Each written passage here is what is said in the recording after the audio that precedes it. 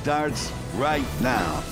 The crowd began to compress towards the front of the stage, okay? And that caused some panic, and it started causing some injuries. People began to fall out, become unconscious, and it created additional panic. A music festival in Houston ending in mayhem with multiple deaths. We'll have the latest on this developing story coming up. And back here at home, a cool 44 degrees to start your weekend. What is the rest of the day? What does the weekend look like? We're going to check in with Sarah Spivey in just a few moments. Good morning, 6 o'clock. This Saturday, November 6th, we are going to get to the latest in Houston from overnight in just a few moments. But first, we're going to check in with Sarah Spivey. Sarah, not only is it much cooler today, or colder. I'd say under 50 is cold. But also the more exciting news is we have fall back starting tonight into tomorrow. Yeah, daylight saving time is coming to an end. So that's good for us. It means we get an extra hour of sleep, but a lot of the parents with young kids don't particularly like the time change. It is chilly out there to start the day. Temperatures are even in the 30s in parts of the hill country. It's 37 at Bernie Stage Airfield, 37 in Comfort, 39 in Kerrville. Here in San Antonio, 43 degrees, 47 in Stinson, and 44 in Pleasanton. But unlike the last couple of days, we're going to start off with complete sunshine and enjoy a day of complete sunshine. So a high temperature this afternoon, right near 70 degrees. It's going to be sunny with low humidity. Again, we gain an hour in the overnight hours as we set those clocks back. And tomorrow morning, there could be some patchy morning fog, but it'll still be a pleasant day with mostly sunny skies and a high near 73. We're already talking about our next cold front. I'll have a look ahead in just a few minutes. Sarah and Max.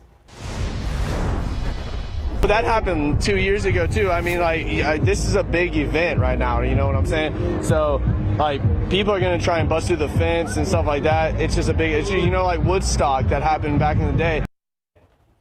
New this morning, 8 people dead, many more injured after crowds surged the stage at the annual Astro World Music Festival in Houston overnight. The music festival being held at NRG Park, an estimated 50,000 people in attendance. The cause for those deaths, those 8 people dead, unknown right now, but the Houston police chief said at the start of the show, it could have stemmed from the groups of people compressing towards the stage. 17 other people taken to the hospital, including 11 people who are in cardiac arrest, hundreds more treated by EMS on the scene. But the trouble started as soon as the gates opened. Concert goers rushed to get inside. Security equipment was knocked down and several people were trampled.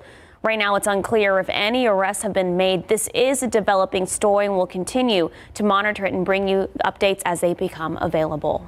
Well, back here at home, a deadly crash shutting down main lanes at 35 North. We know at least 2 people dead this morning. Our Jonathan Cotto joins us live this morning. Jonathan, what do we know about this crash? Sir, what we know is that earlier this morning, a small SUV rear-ended a pickup truck. Now, let's take a look at what that scene looked like earlier this morning. San Antonio police responding to the northbound lanes of I-35 and Eisenhower shortly after 1 a.m. this morning. They say a man and a woman driving a small SUV crashed into a red truck. Now, police say they both got out of their vehicle to look at the damages when a driver of a work van traveling northbound didn't see the man and woman and hit both of them. The driver of that van did stop to help. He and the driver from the red truck were not injured. Now, Max, Sarah, police say alcohol was not a factor in this incident and are not ruling this and are saying this case is not going to be under investigation. Nobody's pending any charges. Reporting, Jonathan Cotto, KSAT 12 News. Well, still limited details about a deadly crash in Kerrville that killed a Tyvey High School football player Thursday evening. The town mourning the loss of David Palestrant, who was a senior. And though he wasn't expected to play during last night's game, he was supposed to walk on the field with his parents for the team's senior night. The crash happened on I-10 and one other student was injured. Now to a traffic alert to be aware of today if you are out and about on the northwest side of town. TxDOT says the exit ramp to Ingram Road from southbound Loop 410 will be closed today, 7 a.m. to 4 p.m. Drivers will have to exit either on Bandera Road or Culebra Road. Crews will be working on the retaining wall in that area. Again, that closure only for today starts at 7 a.m. to about 4 p.m. at Ingram and southbound Loop 410.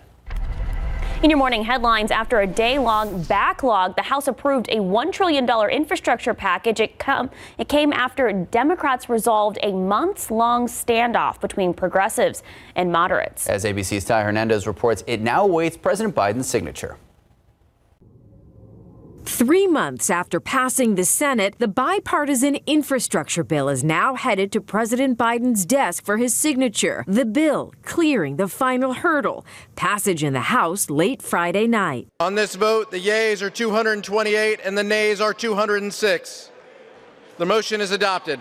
The $1.2 trillion bipartisan deal will now invest in roads, bridges, broadband, and transit. After the House passed the bipartisan infrastructure bill, the chamber held a procedural vote on President Joe Biden's $1.75 trillion Build Back Better plan. Moderate House Democrats wanted to postpone the vote on social spending until the Congressional Budget Office releases its cost estimate for the bill. House Democratic leaders agreeing to the request. We had hoped to be able to bring both bills to the floor today. Some members want more clarification or validation of numbers that have been put forth, that it's top line, that it is fully paid for, and we honor that request. A final vote on the social spending plan is expected later this month. Even if the social spending bill manages to pass the House by Thanksgiving, which is a deadline Democrats imposed themselves, centrist senators and Senate procedures will likely rework or drop key elements from the bill. Here's moderate Senator Joe Manchin on CNN. I always say that I'm a responsible West Virginia Democrat. And I'm fiscally responsible and socially compassionate. The larger spending package would expand the nation's social safety net and deliver the nation's largest investment yet to fighting climate change. For the larger spending bill, Speaker Pelosi plans to bring it up for a vote the week right before Thanksgiving. Ty Hernandez, ABC News, New York.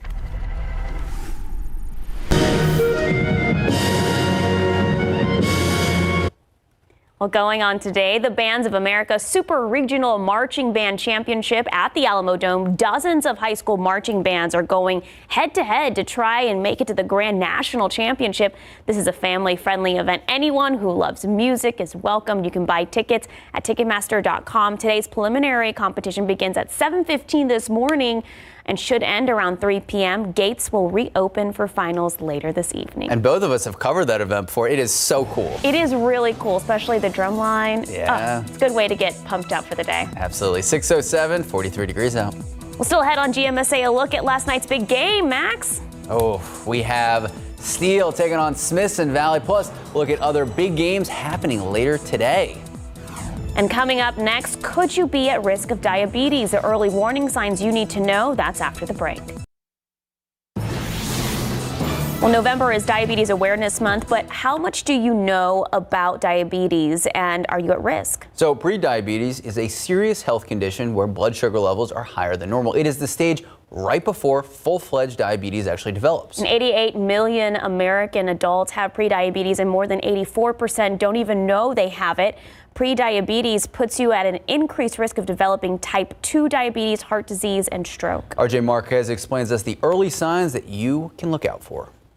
This is something millions and millions of people have to do every day, several times a day. Could you be next? The American Diabetes Association predicts that 1.5 million Americans will be diagnosed with diabetes this year. Living with diabetes it's a lot of work, and it's a lot of work that doesn't go away. Knowing the early warning signs could help prevent you from getting it. Feeling hunger and fatigue could be a red flag that your body isn't making enough or any insulin. Another sign, if your wounds are healing more slowly than before. Constant mood swings are also a concern.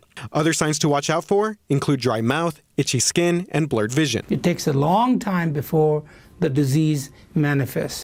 The Mayo Clinic suggests eating foods low in fat and calories. Eat 3 to 5 servings of veggies a day, snack on fruits that are high in fiber, choose whole grains, and don't skip breakfast. Also, being moderately active for 150 minutes a week could help lower your chances of developing diabetes. Lifestyle change is so powerful at reducing your risk of developing type 2 diabetes by about 50%. Not all weight gain in your 40s and 50s is attributed to middle age. An increase in blood sugar levels has a direct relation to body fat. When someone starts gaining weight for no apparent reason, it is possible prediabetes is to blame. Even reducing calories and exercising more may not help if this is the cause. RJ Marcus, KSAT 12 News. 43 degrees. Brr. Oh my goodness. When I walked out today, I was like, nope, I'm going to go put on some tights, go put on a bigger jacket, Sarah. I wasn't expecting it to be that chilly. Yeah, this time of the year we have these cold mornings. Temperatures though are about 10 degrees below the average right now. The average low is 53, so it is chilly. Hey, we've got a big change coming up. I'm not talking about the weather. I'm talking about daylight saving time ending. All right, it's got its pluses and minuses, right? I mean, if you don't have kids, you kind of get an extra hour of sleep. And if you do, well, the kids wake up still early anyway. So the sunrise will happen today at 7:51. Tomorrow morning, sunrise is going to happen at 6:51 in the morning. And we're really going to notice it too in the evening hours. Tonight, the sun sets at 6:54. Tomorrow, the sun will set before 6 p.m. Again, that's pretty good news for Sarah, Max, and I, because we get to sleep when it's dark outside. But unfortunately, yeah, if you like the daylight, later hours of the day, big changes headed our way. Again, daylight saving time ending. Make sure to set those clocks back an hour. And it's a great reminder to check the batteries on your smoke detector. And even if you have a NOAA weather radio, check the batteries on that weather radio as well. All right, outside right now, clear skies as we're starting off the day, 43 degrees. It is chilly out there. You're definitely going to want the coat this morning. Winds are from the west-northwest at about 5 miles per hour. They're going to be variable today, changing direction and fairly light as well. It is in the 30s up in the hill country and the higher elevations. It's 39 in Bulverde, 37 in Comfort, 39 in Kerrville. It's 37 at Bernie Stage Airfield. Meanwhile, it's 42 at Port SA, 47 at Simpson, 44 down in Pleasanton, 47 in Devine. Total sunshine today, that's in the forecast. A few wispy cirrus clouds are possible during the second part of the day, but generally we're just going to see sunshine. And look how quickly we're going to warm up by this afternoon, a high temperature of 70 degrees. So starting off in the 40s, topping off near 70. It's going to feel great outside when you're out and about during the day today. You just might want to dress in layers.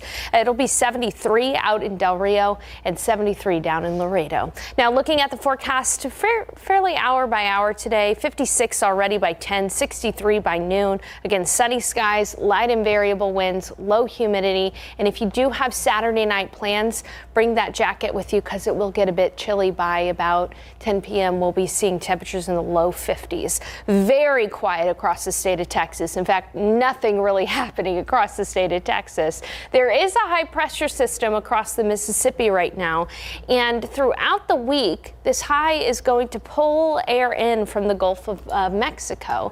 And so we're slowly going to see Gulf moisture increase. You're not necessarily going to feel it outside. It's not going to be very humid. The one thing you'll notice, though, is that the mornings will not be as chilly. In fact, by Monday morning, our morning lows will be fairly average. And then from Tuesday into Thursday, our morning lows will be right near 60 degrees. So not all that chilly. Definitely a little on the cool side, but not all that chilly.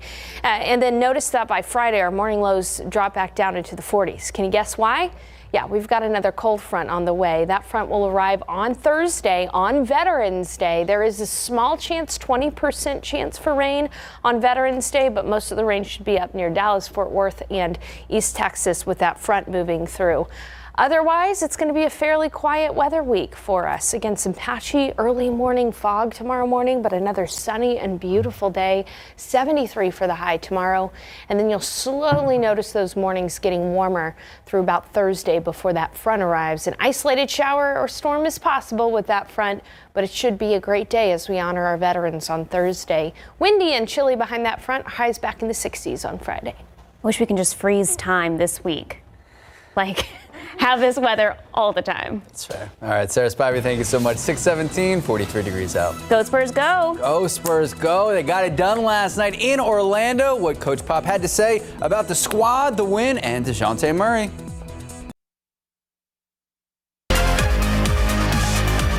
Go Spurs go. Point guard DeJounte Murray taking over in the fourth quarter for the Spurs in a close game with the Magic.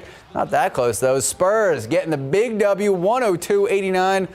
Coach Pop says DeJounte has shown marketable improvement in leadership ability and knowing when to take the game over like a good leader does. He finished with 20 points, 11 boards, 7 assists, 3 steals, box score stuffer. And of course, Keldon Johnson, 20 points, 9 rebounds, the gold medalist, Keldon Johnson, helping the Spurs improve to 3-6. Don't worry, though. Let's keep this win streak alive. Next up, Spurs in Oklahoma City, taking on the Thunder tomorrow night, 6 p.m. All right, from the court to the field, the Steel Knights finishing their season undefeated the first time since 2015. They got the big W over Smithson Valley in the battle for District 27-6A. They scored first with a field goal, but Steel would lead at halftime, 13-3. Second half is when the Knights would start to pull away.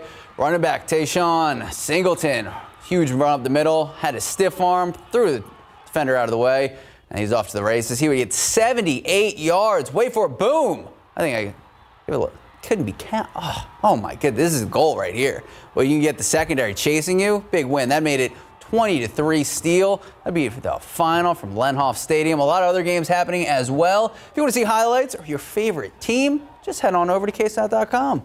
Don't worry though, we're not done for the weekend. Here's a look at some high school games going on later today. Johnson, Clark, 2 p.m. Ferris Stadium, Brack, and Highlands at Alamo Stadium. And then afternoon game, and tonight Eagle Pass, Del Rio, plus McCollum and Harlandale, both at 7 p.m. Plus we got a lot of college games. We got UTSA taking on UTEP, ESPN2. Exciting. Very exciting. I'm not going to leave the apartment. 622, 44 degrees out. Well, coming up next, a sneak peek at today's newest episode of Texas Eats. David Elder takes us inside a Northside San Antonio restaurant serving up a giant 36-ounce ribeye? Challenge accepted.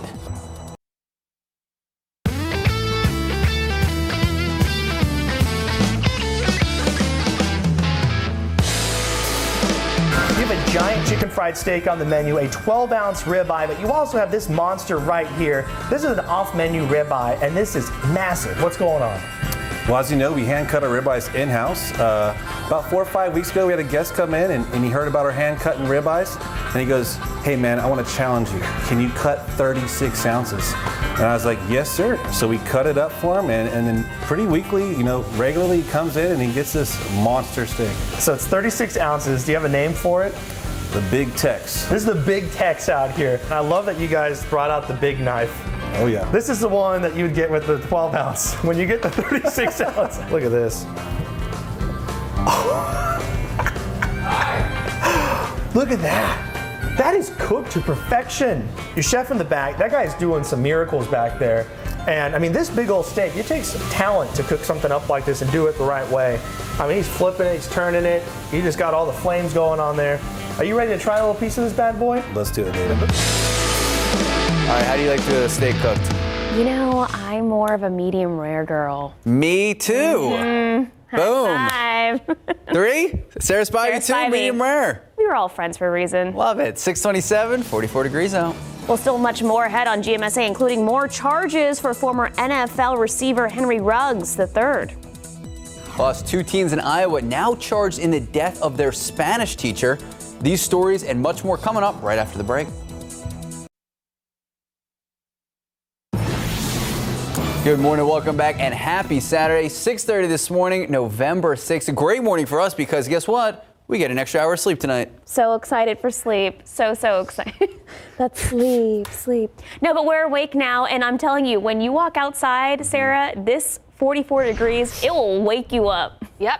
It'll shock you awake, that's for sure. And it's even colder in parts of the hill country this morning. Let's take a look outside. 43 degrees at the airport, 43 in New Braunfels, 42 in Hondo. It's 38 though in Kerrville. You go up into those higher elevations there and you can see that temperatures are quite a bit cooler. Even in Austin, it's 38 degrees this morning. You know, we were speaking about New Braunfels earlier. Something big happened in New Braunfels. Wurstfest. If you plan on going to Wurstfest today, I know quite a few friends that are going to be going to Wurstfest. The weather is just going to be perfect. By noon, we'll be at 63 degrees. By 5 p.m., we'll be at 70. And into the evening hours, it will get chilly. Temperatures will fall into the 50s by 9 p.m. So dress in layers if you're heading out to Wurstfest. Prost. And I'll give you the forecast in just a few minutes. We're going to have another cold front on the way in the week ahead. Sarah and Max. Thank you, Sarah. New this morning, an overnight fender bender on the northeast side turns deadly. It happened on I-35 near Eisenhower Road. Jonathan Cotto joins us live this morning. Jonathan, we understand a man and a woman were killed in this incident.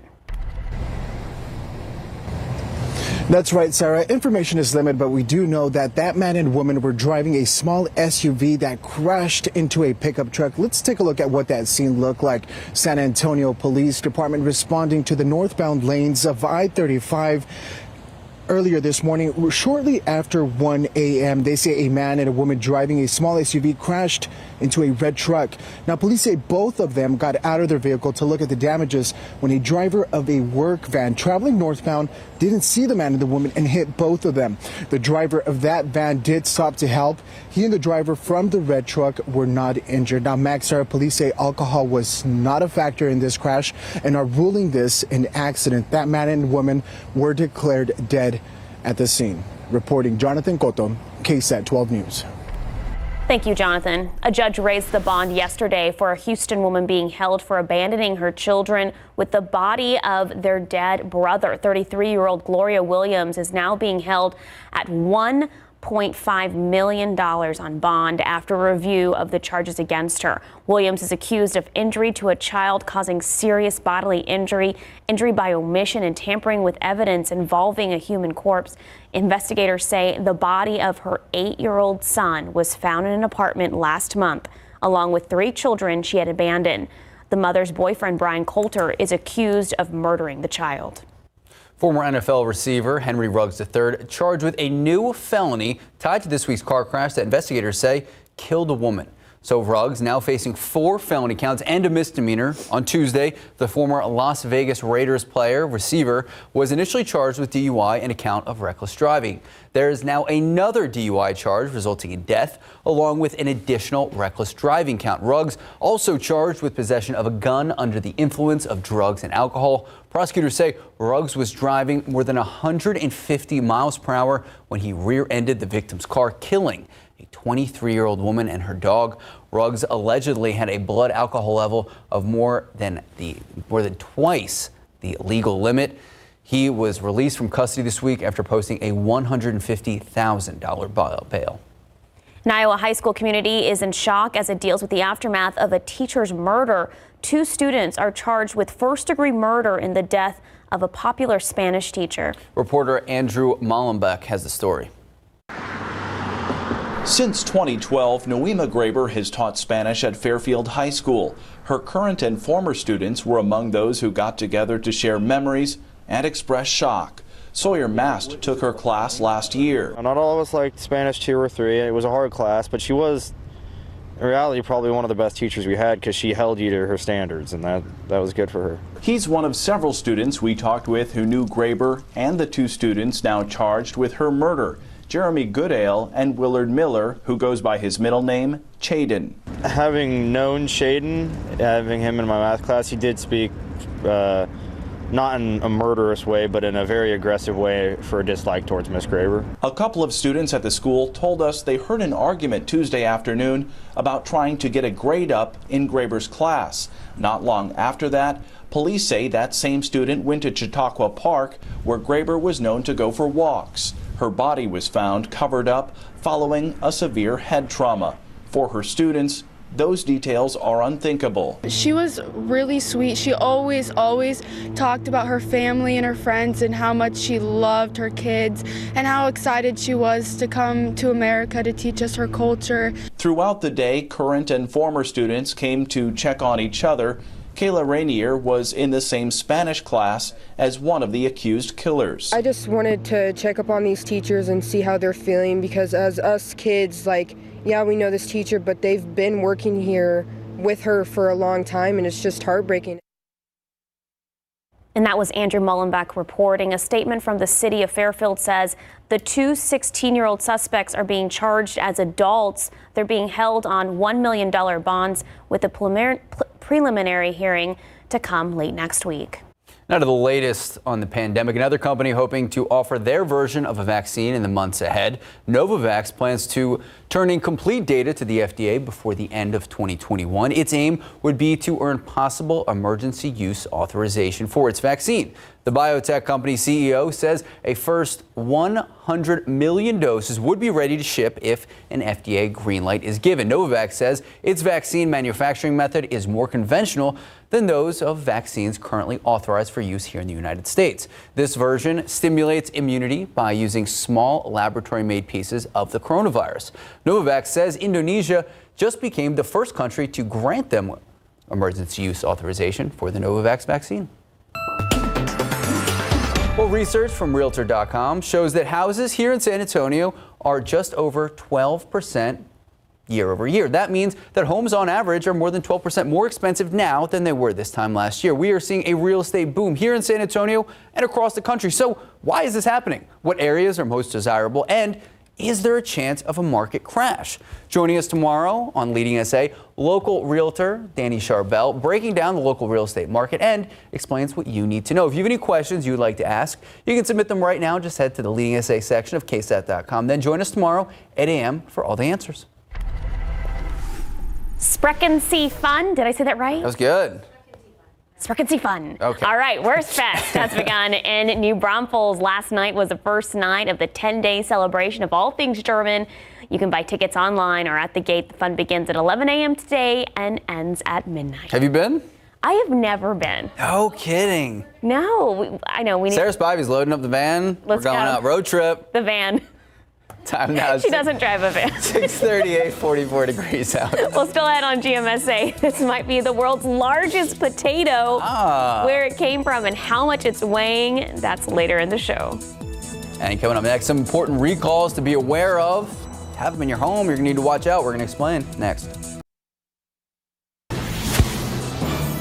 Thousands of wooden backyard play sets are recalled because of an unexpected danger when playing on them. A furniture company warns one product could even tip over. And as 12 on your side's Marilyn Moritz explains, some power banks you may use to charge your devices are also being recalled.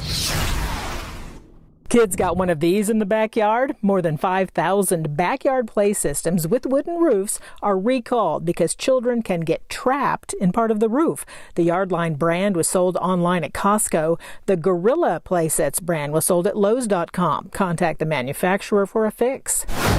Tip over alert. Magnuson Home is recalling 13,000 of these 5-drawer chests because they're unstable if not anchored to the wall. Furniture tip overs are a deadly danger for small children. This is the Nova series sold between 2009 and 2015. Contact Magnuson for a refund. And if you use a MyCharge power bank to charge your phone, tablet, or other electronics, take a look. MyCharge is recalling 67,000 of them after people suffered burns. The battery can overheat and catch fire. They were sold at Best Buy, Target, Amazon, and more. Contact MyCharge for a voucher. And it's time to fall back. So set your clocks back 1 hour before you go to bed Saturday night. It's also a good time to check the batteries in your smoke detectors. Marilyn Moritz, KSAT 12 News. All right, it is daylight saving weekends, no S. We've seen some people post some graphics with an S in there. Immediately sent it to Sarah Spivey. It was like, just to be sure. No I have S. to correct you there. Oh. You're right about the daylight saving time. Okay. It's no S there. Right. But it's not daylight saving time weekend. In fact, daylight saving time is ending. Oh. So it's fall back. Yeah, exactly. Oh, we're falling back. Exactly right. It's all technicalities. So I won't be Actually, mad I fell at there you for a second. that. But yeah, we are gaining an hour. We are going to enjoy an extra hour of sleep if you don't have kids, and if you do have young kids, they're going to be up an hour earlier than you may want them to be. But outside right now, clear skies and chilly, 43 degrees out there right now. Unlike the last few days, we're going to have total sunshine today. You know, Thursday, we were socked into cloud cover. It was cloudy for most of the day yesterday before afternoon sun, but we're going to be starting off the day here with total sunshine as soon as that sun rises at 7:50 this morning.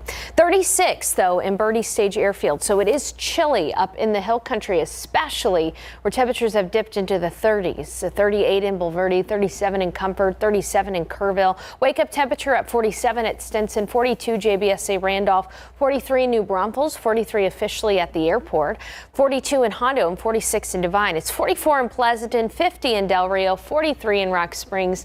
And if you see those temperatures in the 30s, it may prompt you to wonder, hey, when is our average first freeze? Well, it varies depending on where you live. Usually by the end of October, there's already been a freeze up in parts of the hill country, but that's not the case. In fact, even though temperatures have dipped into the 30s there, this is going to be the coldest morning of our next 6 mornings. So we're not worried about a freeze for the next 7 days, especially up in the hill country. And our average first freeze around San Antonio is actually at the end of November. So we're pretty much on schedule right now. We don't expect any freezes anytime soon.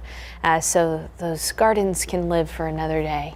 All right, and for the rest of the day today, we'll be warming up already in the 50s by 10, and then we'll be at 63 at noon, 70 for the afternoon high temperature, right near 70 degrees. So honestly, the weather today is just going to be beautiful. It's hard to find any way to complain. We're going to have low humidity, light and variable winds, abundant sunshine, and the sun will set at 6:54 this evening. The last sunset after 6 p.m. for quite some time for us here across South Central Texas. Let me take you through the high-res futurecast. Now, there is the possibility early tomorrow morning that we will have a few areas of patchy fog. The sun is going to rise an hour earlier at 6:52 because of the time change. And then we'll start off in the 40s, but once again, we'll have tons of sunshine tomorrow. So quickly seeing the sun outside and that fog will dissipate. It'll be 73 with a high temperature of about 73 degrees. Now, the sun will set tomorrow at 5:43 p.m. So before 6 o'clock, our afternoon high is going to be from 3 to 4 p.m. instead of from 4 to 5 p.m. So subtle differences in the forecast tomorrow because of that time change. Then we're slowly going to see the humidity rise by the middle of the week. It's not really going to be oppressively humid outside, but dew points will get up to near 60 degrees by Thursday, and then a strong cold front will arrive on Veterans Day. So our morning lows will not be as cold in the week ahead until that front moves through on Veterans Day, when we'll only see a 20% chance for an isolated shower or storm. Most of the rain will be up near the Dallas-Fort Worth area, and behind that front, it'll be chilly again by Friday morning with morning lows back into the 40s. But a fairly nice forecast. Again, tomorrow's going to be nice. Morning fog on Monday as well. Highs near 80, morning lows near 60. So pretty mild in the week ahead until that front arrives on Thursday. Sarah and Max. Thank you, Sarah. So, quick aside, did you put smashed pumpkin in your front yard? Yeah, I'm trying to experiment. Hopefully I'll have a pumpkin patch. Who knows? Yeah, I think it works like that. 6:47, 43 degrees out. Take a look at the Lotto numbers. Pick 3, 150, Fireball 9. Daily 4, 4, 9, 3, 1, Fireball 5. And your cash 5, 2, 9, 19, 29, 35. Mega Millions, did you play? I didn't. Okay. Do you know how high it is? It's almost at 100 million. Okay, almost time to play. 10, 15, 20, 66, 68. Big number 18. Megaplier 2. Good luck. We'll be right back. Good morning and welcome back. So this is a story right in your wheelhouse. A New Zealand couple may have grown the world's largest potato without even trying. Colin and Donna Craig Brown found the potato, just found it, growing in their garden when they were getting ready for the spring planting season. Looks like a big chicken. Look at it, looks like a chicken. Colin said he had no idea it was growing there and doesn't know how long it was there for. The spud, named Doug by the couple, may be the largest in the world, weighing in at a whopping 17 pounds. 17.4 pounds. The current record is held by a British vegetable grower who grew a potato weighing just under 10 pounds in 2011. This New Zealand couple is still waiting for an update from the Guinness Book of World Records. When all of the world record stuff is over, Colin says he plans to turn Doug into vodka. Okay, I was going to go French fries. That's too many French fries. That's so many French fries. All right, on the topic of food, today might be the one day of the year where cheesy jokes, Max, This is my are day. acceptable because today is National Nacho Day. That's right. Nachos. Nachos created in the early 1940s. You didn't even like smirk. I rolled my eyes. Okay. They were created in the 1940s. While they have a Mexican origin, the dish gained popularity right here in Texas and the American Southwest. Today, nachos hold no limits, topped with a variety of meat, beans, and veggies. What is your go-to nachos? I believe nachos were invented in Del Rio, Texas. Oh, okay. No, or in Piedras Negras, in Mexico. Yeah. Right there. It was on the board. It's where my parents are from in that area. Okay. I'll have to research. I'll let you guys Did you bring us nachos today? know. No. Okay. All right, we've mentioned it before, but remember, we get an extra hour of sleep tonight because daylight saving time ends tomorrow. That's right. A little history for you. The federal government officially established daylight saving time in 1966, and it was an effort to reduce electricity usage. But the idea was first conceived by Benjamin Franklin in 1784. Get this, Hawaii and most of Arizona skip daylight saving time. Boom. Fun fact. Well, if you're cleaning out the kids' closet, consider dropping off some of their shoes to any SAPD substation for our Share the Shoes drive. We've teamed up with the police department again to try and gather as many shoes as possible for children in need. We're looking for shoes of all sizes for toddlers to teenagers.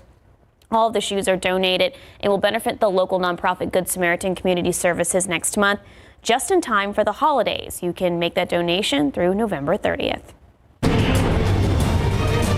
We talked high school football earlier. Time to talk college. UTSA getting ready to play on the big stage tonight. Big game against UTEP being nationally televised. Kickoff 9:15 tonight, and KSAT 12 Sports will be there. The Roadrunners hoping to keep their undefeated record alive. Also playing today, Louisiana Monroe at Texas State in San Marcos, and Trinity hoping to keep their perfect season alive as well.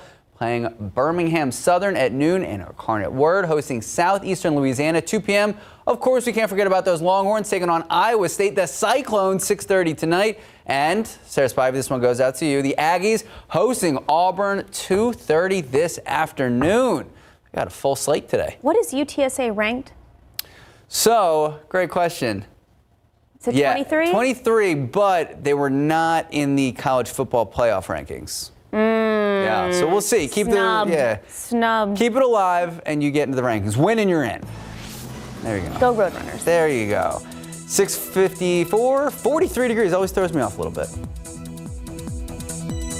Good morning. Coming up here on GMA, breaking news overnight. A deadly stampede at a concert in Houston after police say a large crowd began to compress towards the front of the stage, causing panic. We'll have the latest on the injuries and the investigation into what went wrong.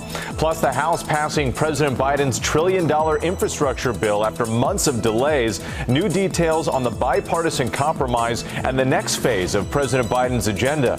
And thousands warming up to hit the pavement tomorrow for the 50th anniversary of the New York City Marathon. You'll hear inspiring stories from the competitors ready to take the course. It's all ahead here on GMA.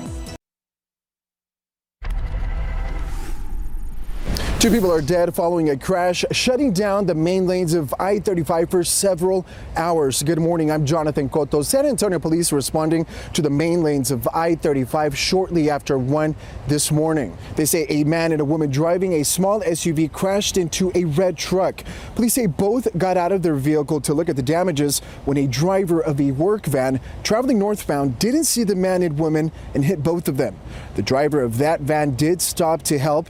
He and the driver from the red truck were not injured. Police say alcohol was not a factor and are ruling this an accident. The man and woman were pronounced dead at the scene. Reporting Jonathan Cotto, KSAT 12 News. We're continuing to follow the developing situation in Houston. At least 8 people are dead after crowds surged the stage at the annual Astro World Music Festival in Houston last night.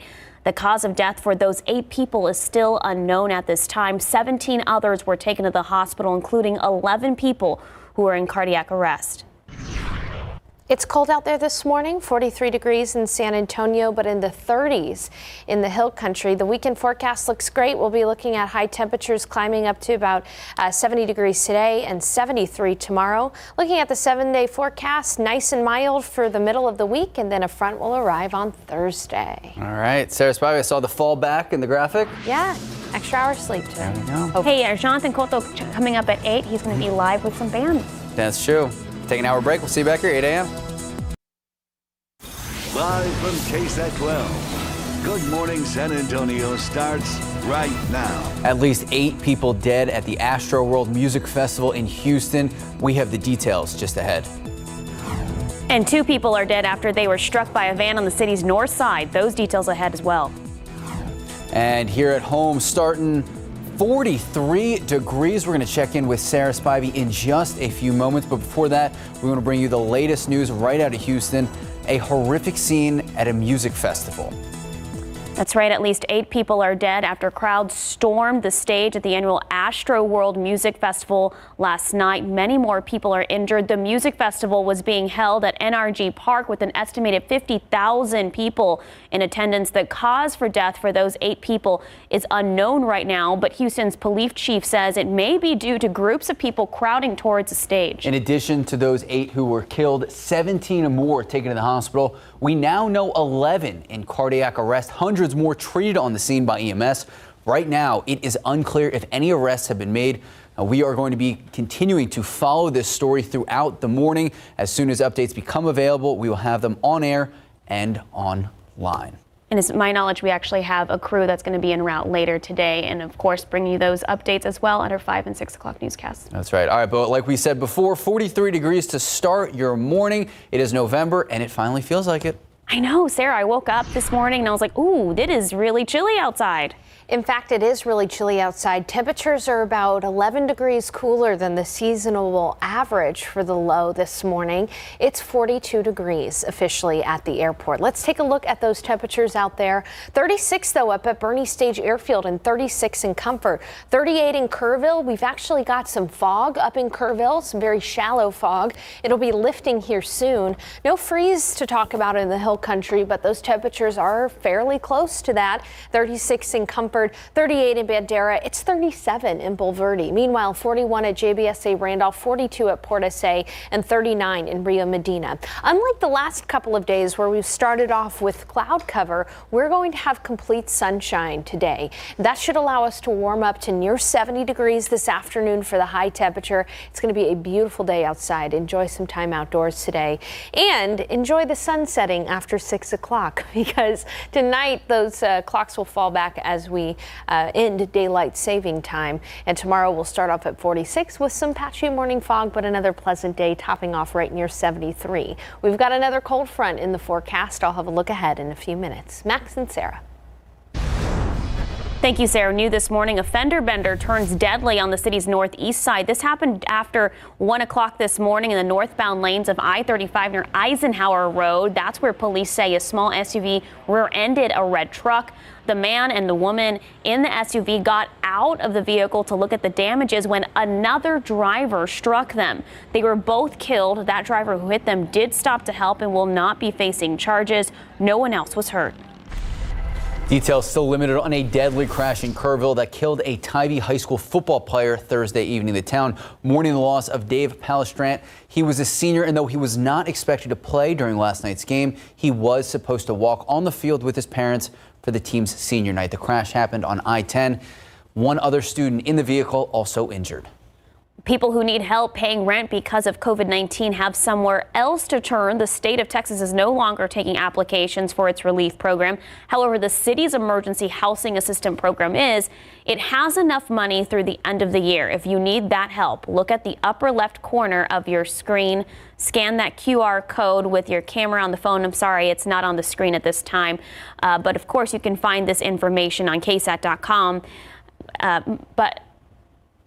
But Etta Michelle is one of the thousands of people impacted by the pandemic who also receive funds through this program. It helps her with rent and utilities. They was real nice about it. You know, I was happy because it was no problem. It was like, yes, come down. Now, there is a limit to how many people can get help through this program depending on your income. You may only be able to use it for 6 to 9 months. We have all of those details and that QR code on KSAT.com.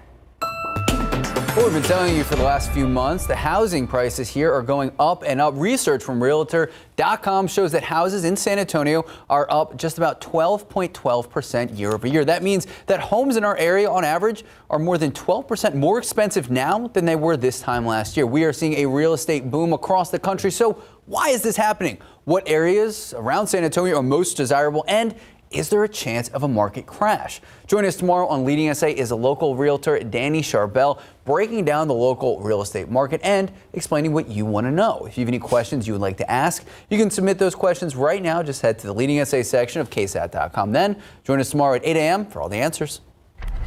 We have a traffic alert for you to be aware of today if you're going to be out and about on the city's northwest side of town. TxDOT says the exit ramp to Ingram Road from southbound Loop 410 will be closed today from 7 a.m. to 4 p.m. Drivers will have to exit either at Bandera Road or Culebra Road. Crews will be working on the retaining wall in that area. Again, that closure only for today from 7 a.m. to about 4 p.m. at Ingram and southbound Loop 410. All right, happening throughout the morning, happened a little yesterday, battle of the bands, some of the best marching bands right here in San Antonio. It's very exciting. It's all happening at the Alamo Dome, and our very own former drumline major, Jonathan Cotto, is live there. Jonathan, oh my gosh, the energy behind you. Oh my goodness, Sarah, you can just definitely feel the energy as you're describing it. Being here on the field of the Alamo Dome is truly remarkable. Such an experience. As you can see, the band is performance, that music is reverberating, lots of good energy. But to talk to us a little bit about what's taking place here today is Jeremy, President and CEO of Music for All. Good morning, Jeremy. How are you? Good morning, sir. Superior is a fine day here at the Alamo Dome to kids from all across the state to show off what they know and can do. Now, who do we have on the field right now?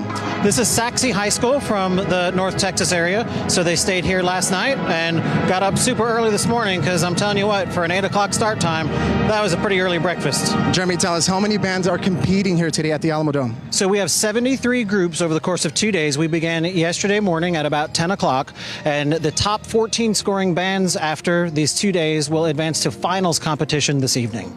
Now, Jeremy, as a former marching band competitor here myself, I know finals is a moment that is highly anticipated. If viewers are interested in attending the event tonight, where do they have to go and what do they need to know? So Ticketmaster.com here at the Alamo Dome, or you can check out our website, musicforall.org, and there are prelims seats still available that'll go through about 3 o'clock today, and then finals begins tonight at about 7 o'clock. Thank you so much, Jeremy, for being with us. We're going to definitely catch a lot more marching bands throughout the morning. Max, Sarah, let's take a quick listen at this marching band right here.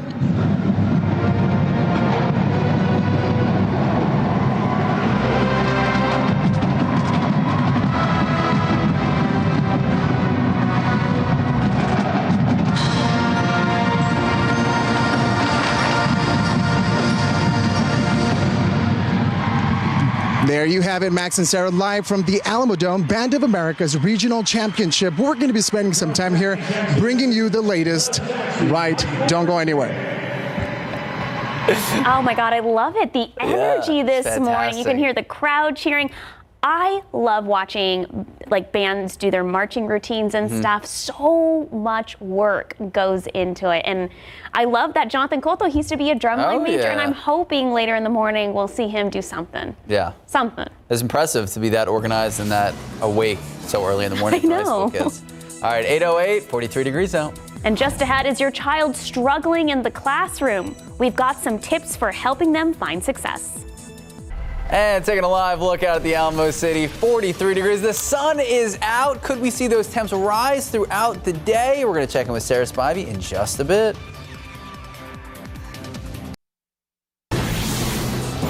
Well, for most kids, they've been back in school in person for more than 3 months. And for some, that's when parents can really see if they're struggling. Yeah, well, just think about it. It's been about a year since kids really had to get dressed, wake up, make it to school on time, let alone sit there and focus for an entire day. RJ Marquez has some pro tips for making sure your child's return to the classroom is a success.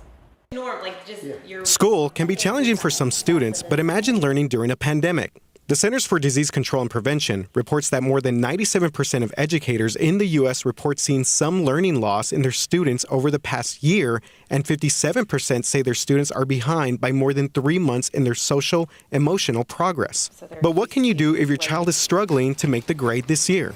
Educating yourself on what to expect is helpful. First, revise your plan. The number one excuses for why I didn't get homework done is not I didn't understand it, but instead why I didn't have time. Create a realistic schedule. Carve out time for sports, homework, and free time. Also, sometimes we get caught up in seeing a bad grade.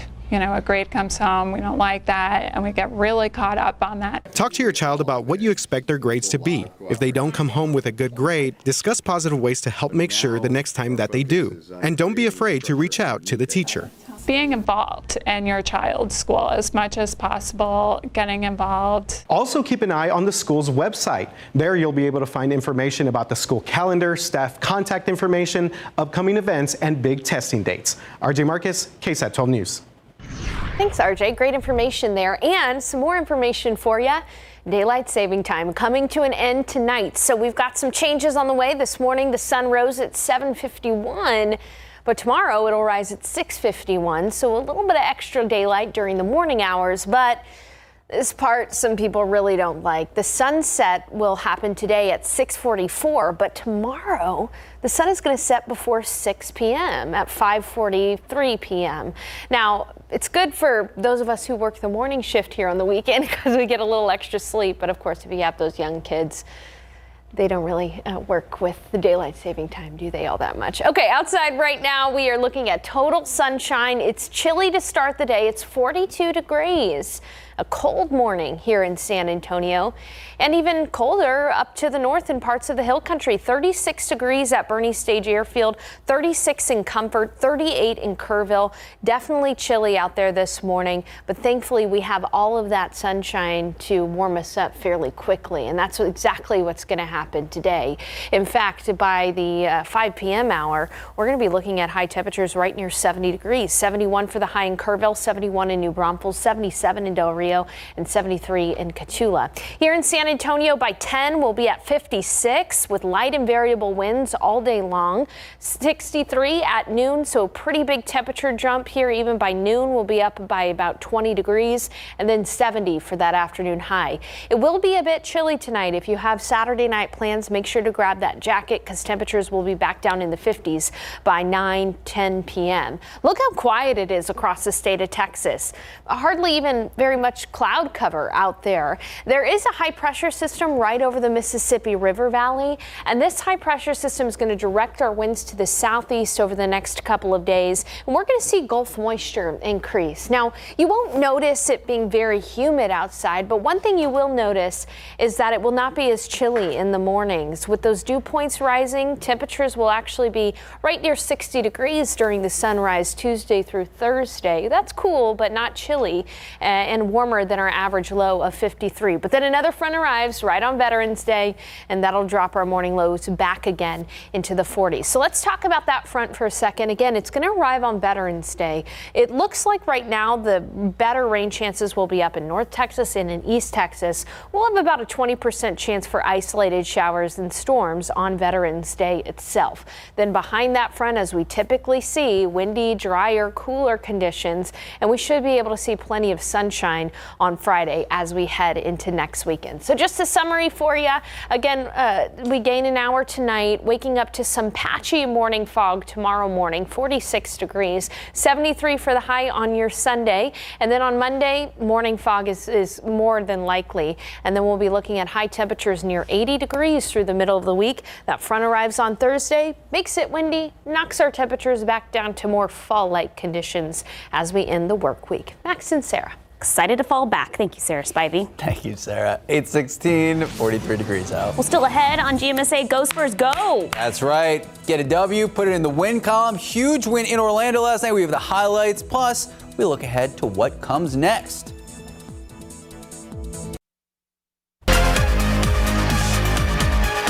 Go Spurs Go. In the beginning of the season, we were going to wonder who was going to step up, really take the leadership role. And I will tell you, point guard DeJounte Murray really taking over, especially last night. He took over really well in the fourth quarter for the Spurs. A close game with the Orlando Magic in Orlando. The Spurs getting a much-needed win, 102-89. Head coach Pop says DeJounte showing marketable improvement in his leadership ability, knowing when and how to take the game over. And I'll tell you what, it is not just scoring. He finished 20 points, 11 rebounds, 7 assists, 3 steals, really a box score stuffer. And of course, the Olympian, the gold medalist, Keldon Johnson, 20 points, 9 rebounds, helping the Spurs to improve to 3-6. And don't worry, 3-6 might not sound great, but it's been a hard schedule. So up next, the Silver and Black continue with the road matchup. Next up, Oklahoma City Thunder. That is set tomorrow night at 6 p.m. Pro football coverage from the port by to the Davis field. Law Firm. Good news, Cowboys fans. Dak Prescott set to return to the gridiron since he strained his right calf in the final play of that awesome Cowboys overtime victory against the Patriots 2 weeks ago. So it appears Dak will be good to go, taking on the Broncos tomorrow afternoon, right at home, AT&T Stadium. Kickoff Sunday at noon in Arlington. Dallas trying to extend their win streak to 7 in a row. No shade to Cooper Rush, though. He did great as a fill-in last week.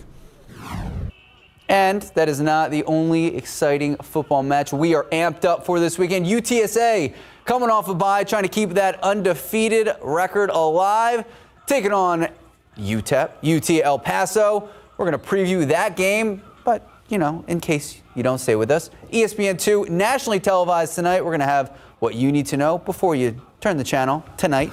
Watch with us because we have a lot more to talk about. We got high school football all around South Texas. A lot of exciting games last night and some today. We're going to highlight some of the matchups. Come on, number 1, First 7 finds a corner. That was just a little bit. Boom. Boom. Can I get a whoop? Whoop, whoop. There we go. 822, 44 degrees out. And still ahead on GMSA, we've got a preview of this week's edition of Texas Eats. David Elder takes us inside a popular gordita joint in San Antonio, serving up a bite of culinary history. Plus, watch for your chance to win a family 4-pack of tickets to Wurst Fest.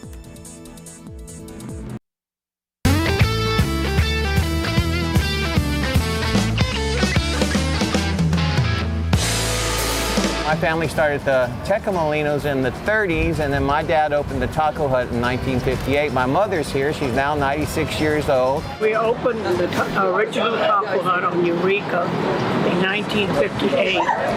The recipes were my mother-in-law, and we have a lot of long-time customers dated way back to 1958. When I come here, I usually get the cheese enchiladas, bean cups. I go way back to the Taco Hut days. Well, I always order the puppy tacos. I think they're the best in the city. Bean and cheese cup, avocado cups. Everything's good on the menu. I like to order the guacamole cup with something like a puffy taco or a gordita. Everything is just so colorful, so vibrant. I want to start right over here. This is our El Poquito de Todo. You get 2 puffy tacos, a bean roll, a guacamole cup, and iced tea. We stuff our tacos with beef or chicken. Grab one of these with me here. Me? Yes, you're eating with me.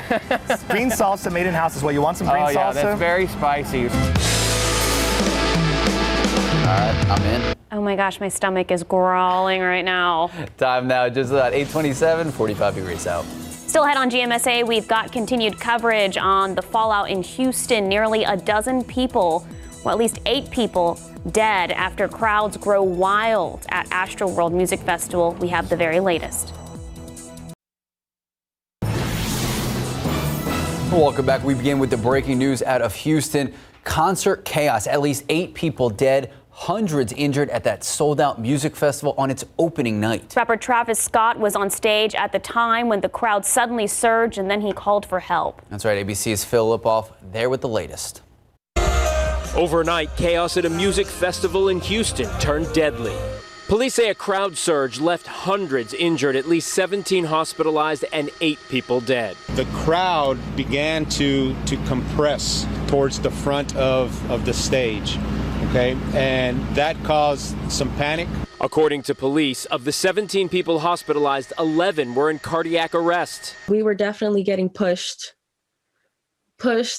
very aggressively, and It was intense. It was intense. The incident took place at the 3rd annual Astro World Festival, headlined by Houston native Travis Scott. A live stream of the event showing Scott stopping his 75-minute performance several times when he spotted fans in distress in the crowd. We need somebody to help him. Somebody passed out right here. We were seeing people getting pulled out of the crowd, and we would see some of these people unconscious. Authorities setting up a reunification center for families at a nearby hotel and still trying to identify victims, some as young as 10 years old.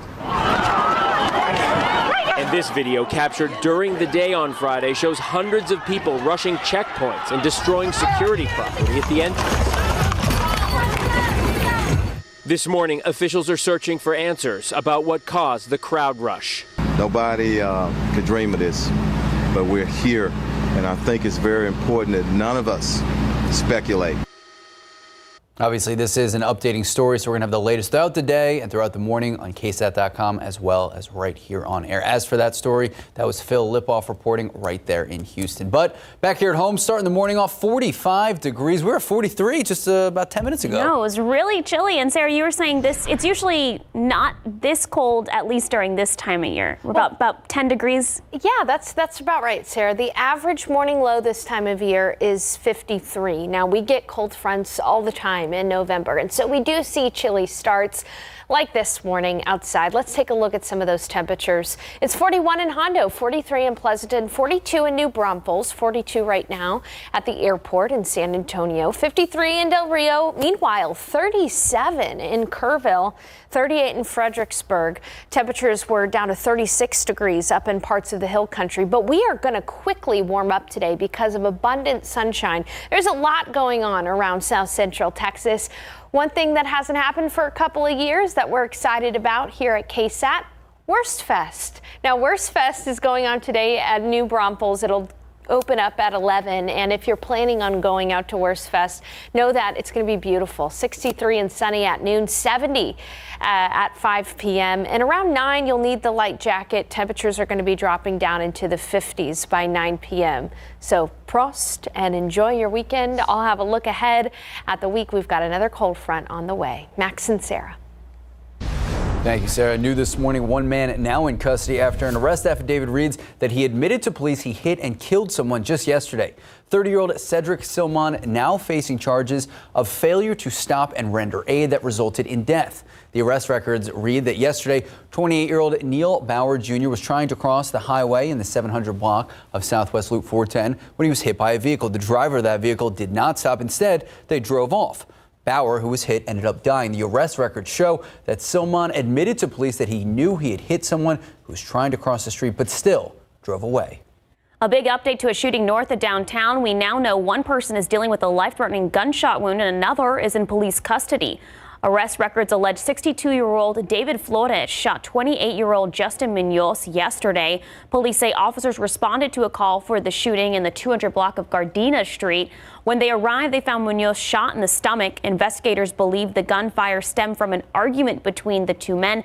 However, the arrest affidavit reads that Flores told police a gun was in his pocket and went off.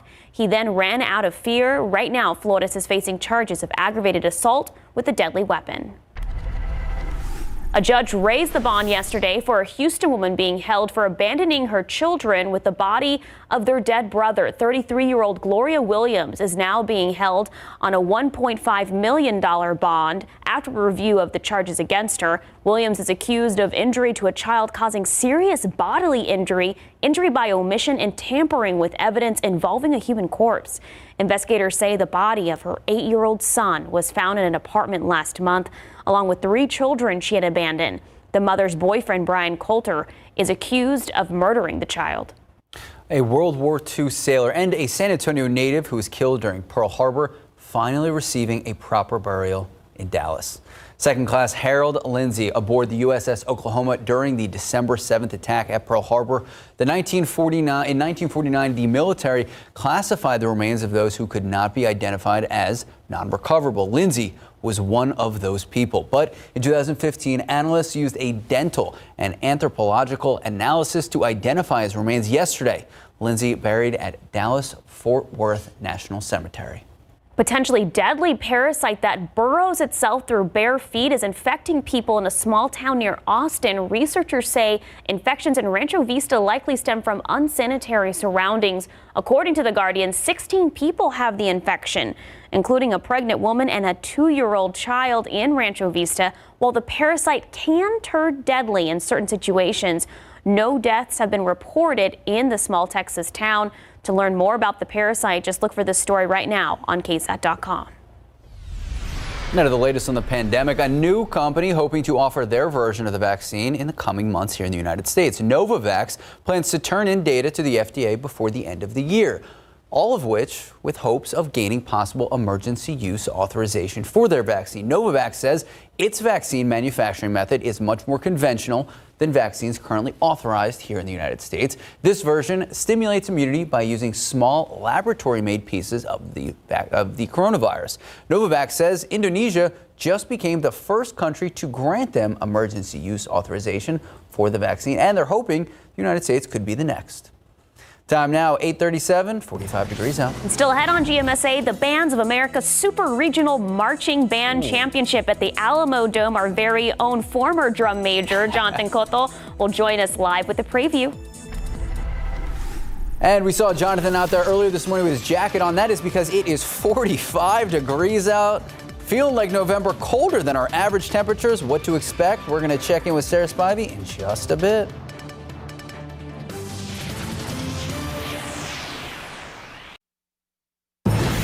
Well, it kicked off at 7 o'clock this morning. Bands of America Super Regional Marching Band Championship. Say that 10 times fast. Happening at the Alamo Dome. Lots of energy happening there this morning. Lots of energy. Our Jonathan Cotto joining us live from the Alamo Dome. Jonathan, last time we checked in, guys were practicing behind you, and you could really feel the energy. Absolutely. The energy here is incredible. But let me tell you, there's a lot of moving parts here.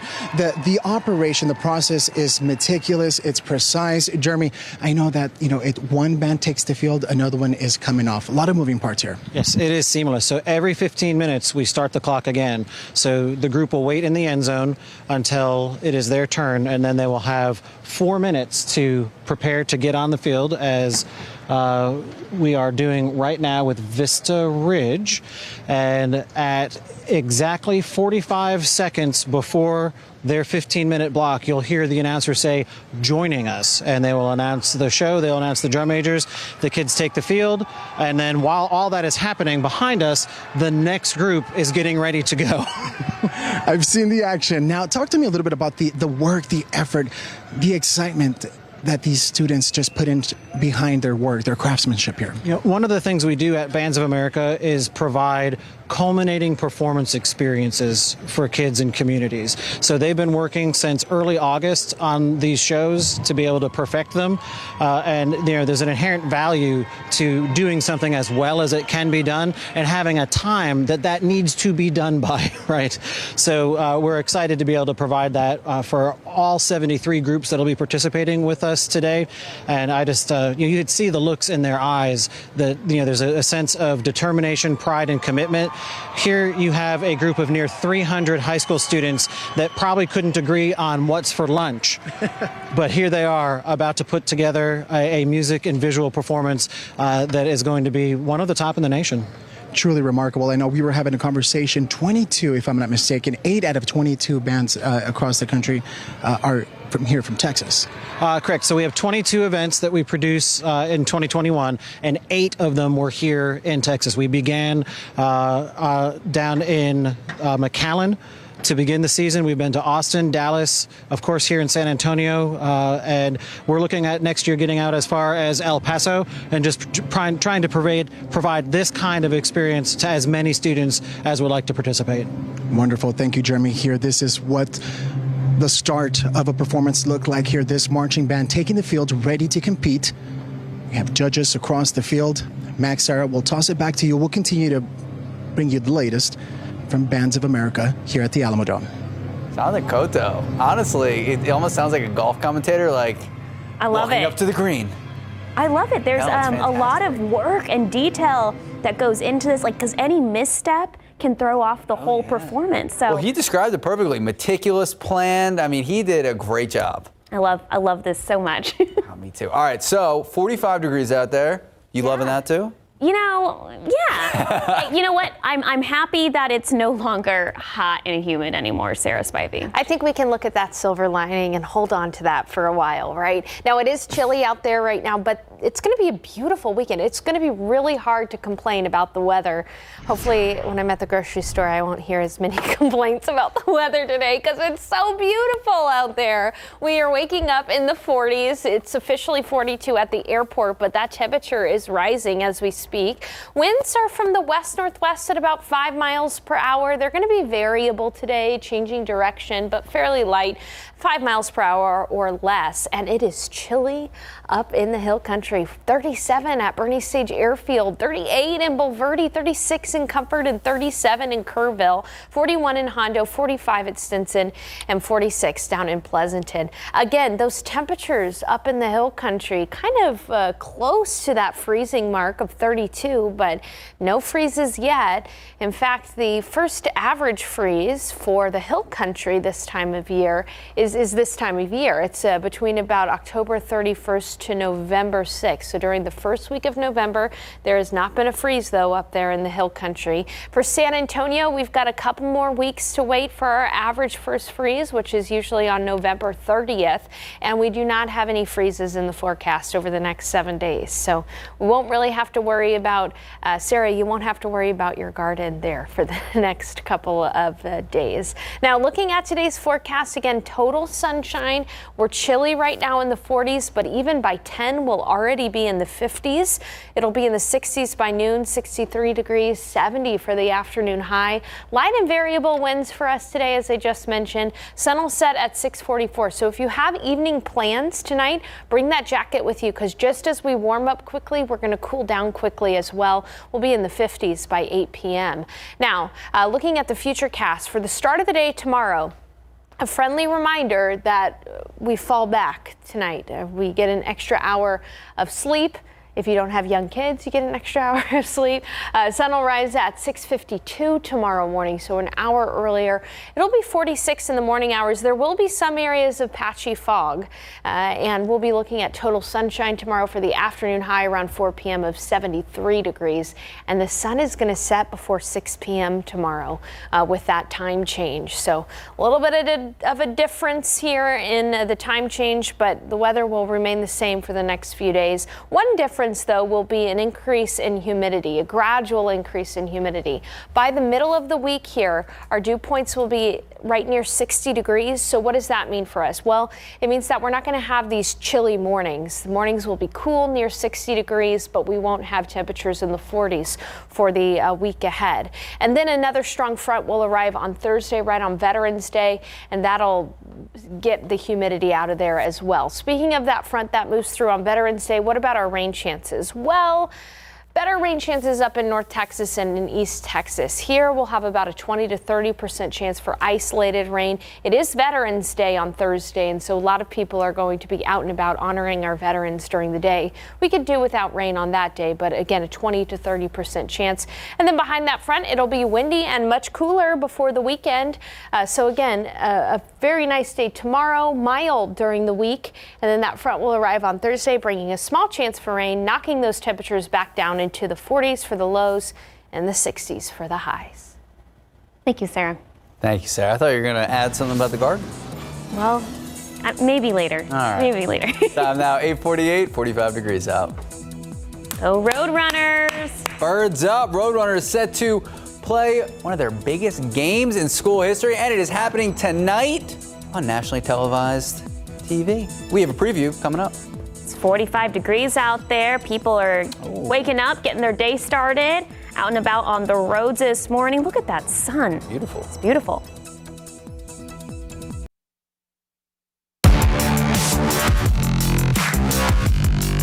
We are in the thick of high school football. Friday night lights have never been brighter. Hard to believe that Judson Rockets out of the playoffs after a rough season this year, but the Wagner Thunderbirds fighting to stay alive.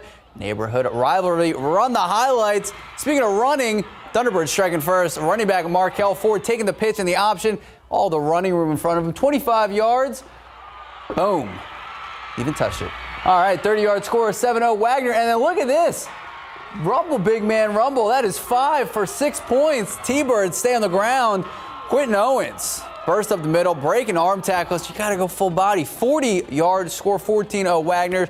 The Rockets would come storming back. Judson barely getting the win over their district rival. A barn burner, 43-42.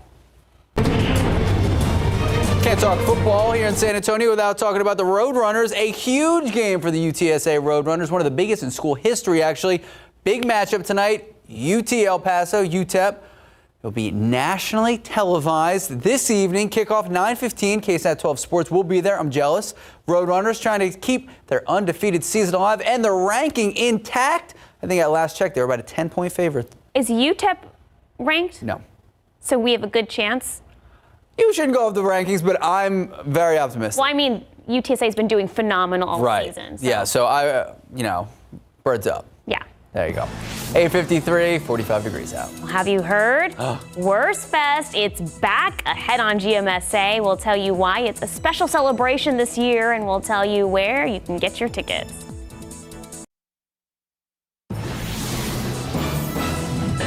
Close.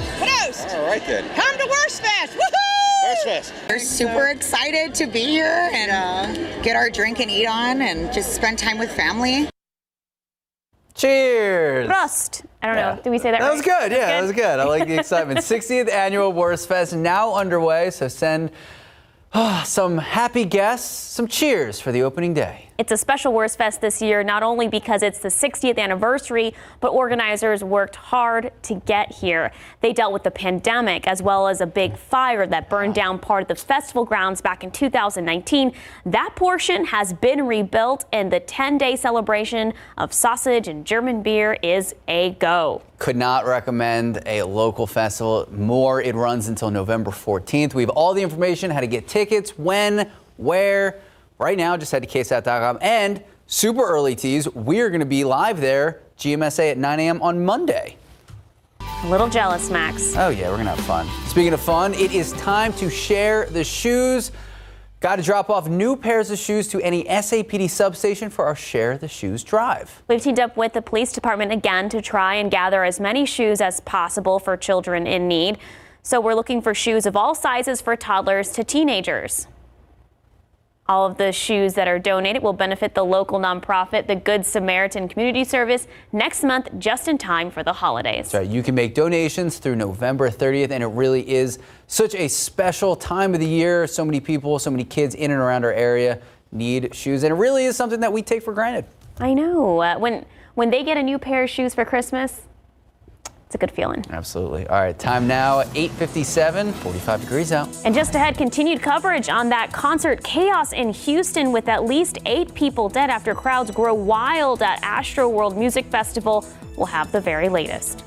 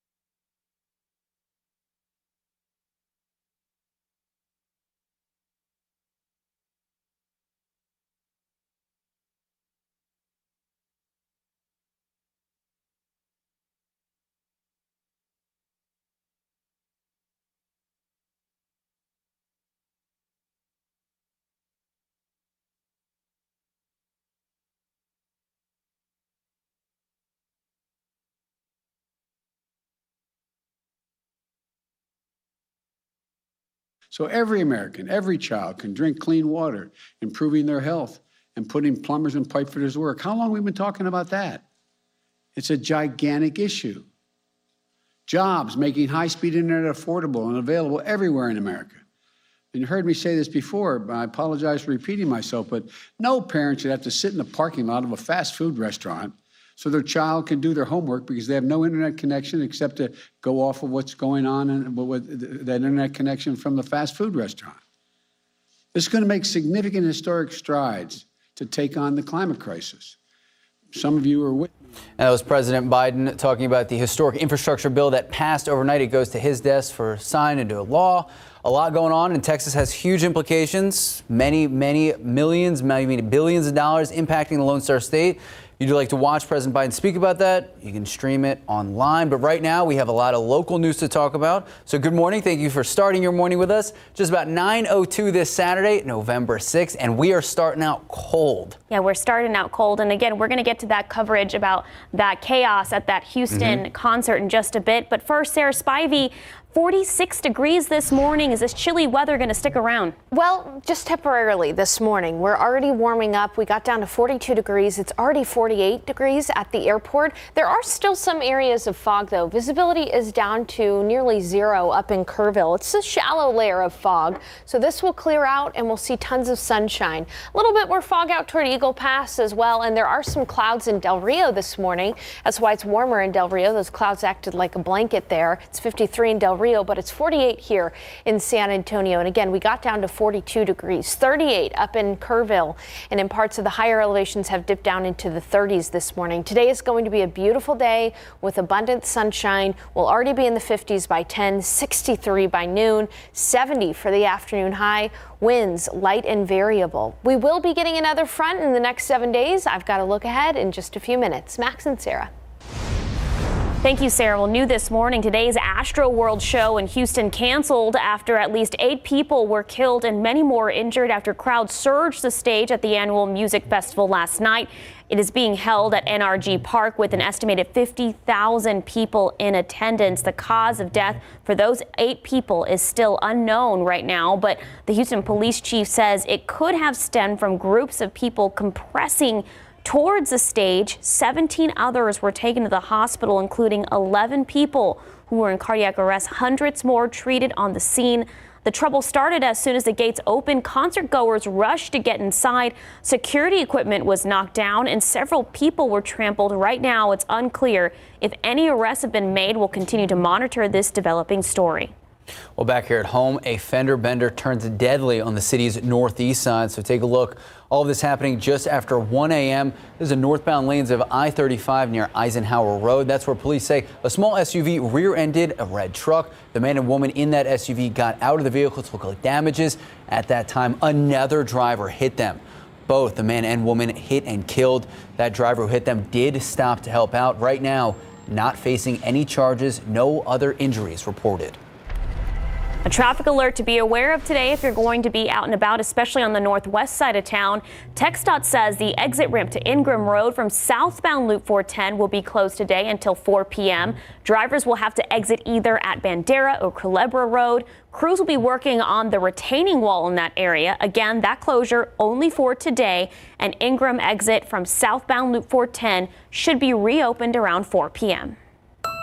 Well, if you've been joining us for the last few months, we've been talking about the real estate boom across the country and here in San Antonio. Research from Realtor.com shows houses in San Antonio are up about 12.2% year over year. That means homes on average costing more than 12% now than they did this time last year. We're seeing a real estate boom across the United States. So why are we seeing this? What areas are most desirable? And is there a chance of a market crash? Joining us tomorrow on Leading SA is local realtor Danny Charbel, breaking down the local real estate market and explaining what you want to know. If you have any questions you would like to ask, you can submit them right now. Just head to the Leading SA section of KSAT.com. Then join us tomorrow, 8 a.m. for all the answers.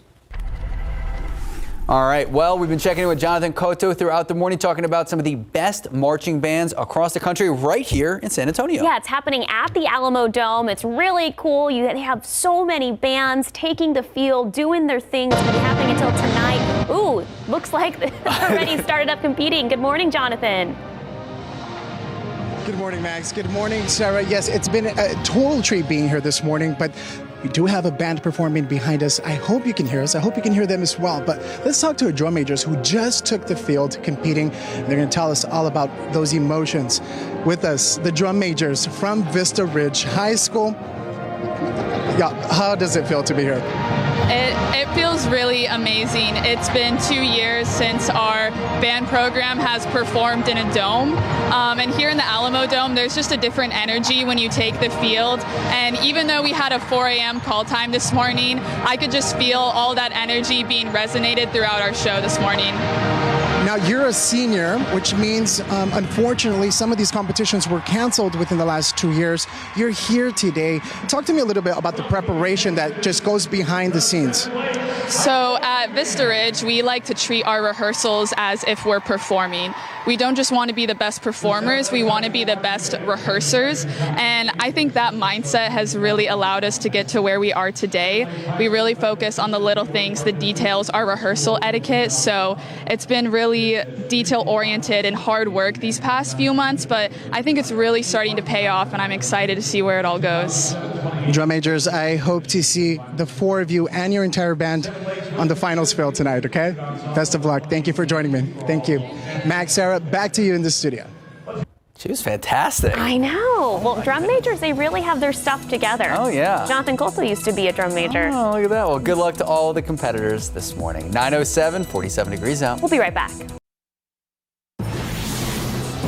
Well, in the middle of the pandemic, a San Antonio man says he felt compelled to take a personal journey to Ketchikan, Alaska, and he wanted to walk there. Okay, long walk. So Michael Collins walked about 3,800 miles from the Alamo City all the way to Alaska, and he spoke with KSAT digital journalist Julie Moreno about the lessons that he learned along the way.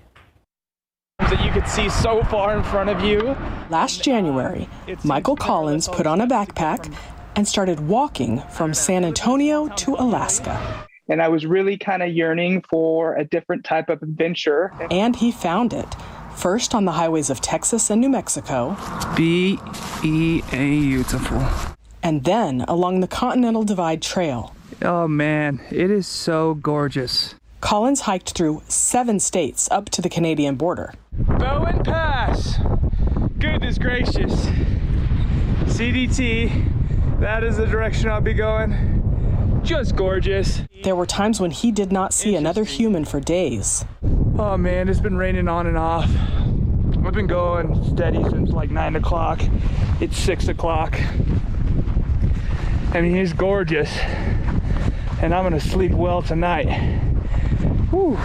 Other times, he traveled with companions he met along the way. Nothing like a nice cup of coffee. I met a bunch of other hikers that were doing the same thing that I was doing, walking really long distance, and it was very surprising. I'm like, oh, there's other crazy people out here like me. But one of the things that we talked about on the trail is how it restored our faith in humanity. Collins said so many strangers gave him food, water, and shelter just when he needed it most. But he ended up giving me all of this food, and I haven't eaten in so long. When his 9-month walking journey came to an end, he faced another challenge. Readjusting to everyday life. Because there's really so many things I can't control. And to get anxious about the things in the future that I can't control is like, why I didn't let that dominate my life when I was walking for 8.5 months. Why would I let it dominate my life now? While few people may actually want to walk to Alaska, Collins hopes his story will at least inspire people to put away modern day distractions and just go for a walk. Because, he said, solitude and steps lead to meditation and critical thinking. Which I don't think enough people create space for these days. And I think you'd be amazed on what perspective can shift. Julie Moreno, KSAT 12 News. Wow. So Collins says he's thinking about making a documentary about his journey. You can read much more about all these adventures right now. Just head to KSAT.com. Wow, that was kind of like a documentary. I would do it. I love it. It just, that last shot, beautiful. Beautiful in Alaska and beautiful here in the Alamo City. 9:13, 47 degrees. Starting at 43 though. Not as chilly as Alaska though. Oh, well. Wait, this is chilly for us though. It is chilly for us. It's all about perspective, right? That's what that was just about. Exactly. It's all about perspective. And yeah, it was cold. We got down to 42. We're already starting to work our way out of the 40s this morning. Another change on the way. Time change. The daylight saving time is ending tonight, well, in the overnight hours. And so the sun rose this morning at 7:51. We're going to see the sunrise tomorrow morning at 6:51. And another big change, sunset. We'll be seeing the sunset tomorrow earlier than 6 p.m. So yeah, pretty big change there. Some of us like the change in the fall because we get an extra hour of sleep. Some of us don't because we don't really want to see the sun set all that early. But it is the season for change today and tomorrow. All right, outside right now, totally sunny skies in San Antonio. Elsewhere, there are areas of fog and clouds. It's 48 degrees this morning, up from our morning low of 42. It's still in the 30s, though, up in Comfort. It's 39 degrees, 38 in Kerrville. It's 48 at Canyon Lake, 46 in Castroville, 47 in Hondo, and 49 down in Pleasanton. Again, some areas of fog you can see right there in Kerr County. We've got some fog in the valleys up there in the hill country, and then off to the west, some clouds this morning in Del Rio and right through Kinney County. Now these are going to try to push a little bit further to the east, but we'll be really good with sunshine here in San Antonio for the remainder of the day. And even in Del Rio, you will see the sun as soon as those morning clouds burn off by about lunch hour. So it's going to be a really pleasant day outside. Temperatures should be right near 70 degrees just about everywhere you look. 71 for the high in Hondo, 73 in Carrizo Springs, 73 in Eagle Pass. And I think with those morning clouds, it'll actually be a little cooler than 77 in Del Rio this afternoon. We'll already be at 56 here at 10 just in the next 45 minutes or so. 63 around noon, 70 for the afternoon high, low humidity, sunshine all day long. I challenge you to find a better forecast for the weekend here for us. Light and variable winds, and we'll be looking at the sunset, as I mentioned, the last sunset after 6 p.m. for quite some time for us. And it'll be a bit chilly this evening. Temperatures will fall into the 50s by 9 p.m. On the radar and satellite, again, quiet across Texas. Just those clouds across our western viewing area. We've got a high pressure system right over the Mississippi River Valley. And so what this is going to do is it's going to slowly direct our winds to the southeast over the next few days. And we'll see a steady increase in Gulf moisture. Now, it's not going to be noticeably humid outside, but one thing you'll notice is that the mornings will not be as chilly. In fact, by Monday morning, we'll be looking at mornings in the 50s, and Tuesday, Wednesday, and Thursday, that morning low will be right near 60 degrees. So definitely cool, but not on the chilly side. Then a cold front is going to move through on Veterans Day. Now, as far as rainfall goes on Thursday, most of the rain should be up in North Texas and in East Texas, but we'll still be monitoring for a few isolated showers and storms as that front moves through on Veterans Day. Behind that front, it's going to get windy, and we're going to see a drop in temperatures. Temperatures will fall back down into the 40s for lows and the 60s for highs by Friday. So again, just a friendly reminder that we'll see some patchy fog in the morning hours tomorrow, 73 for the high. Some of us get that extra hour of sleep, and then we'll be looking at a mild forecast during the week. Mornings in the 60s, afternoons near 80 degrees until that front arrives on Veterans Day. Hey, we've got a countdown to the holidays coming up in the next half hour of GMSA here. Ooh. I'm excited for that extra hour. Really excited. Time now, 9:17, 48 degrees out. We'll be right back.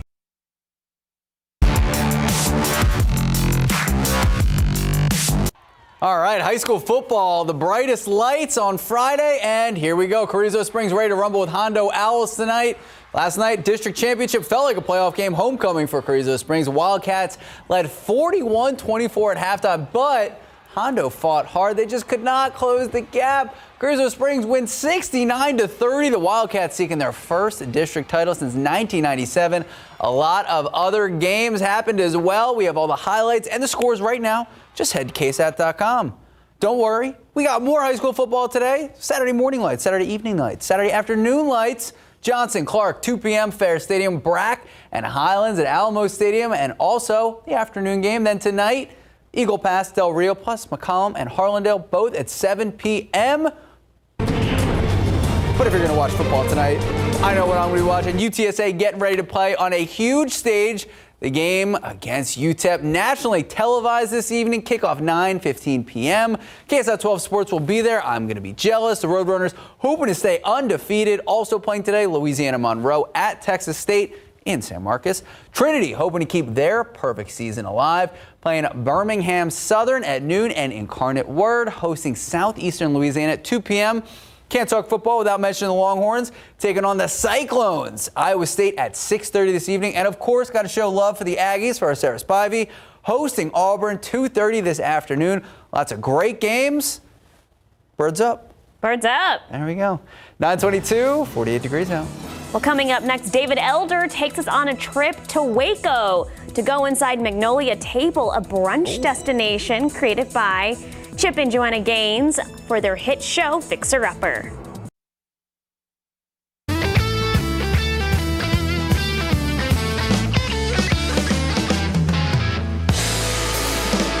Chip and Joe love food. Chip is a breakfast guy, loves to get up early in the morning. So when they started talking about a restaurant, it just, it was like breakfast. We start with breakfast, and then the recipes just started happening. But this right here, the pimento cheese, is something that you have on the menu that's kind of it's a known starter here at the restaurant. So it's all made in-house. The pimento cheese is one of those where we started with an app and quickly moved to a specialty burger. Look at that. And now we kind of try to put it on everything. All right, here we go. This little cracker pimento cheese.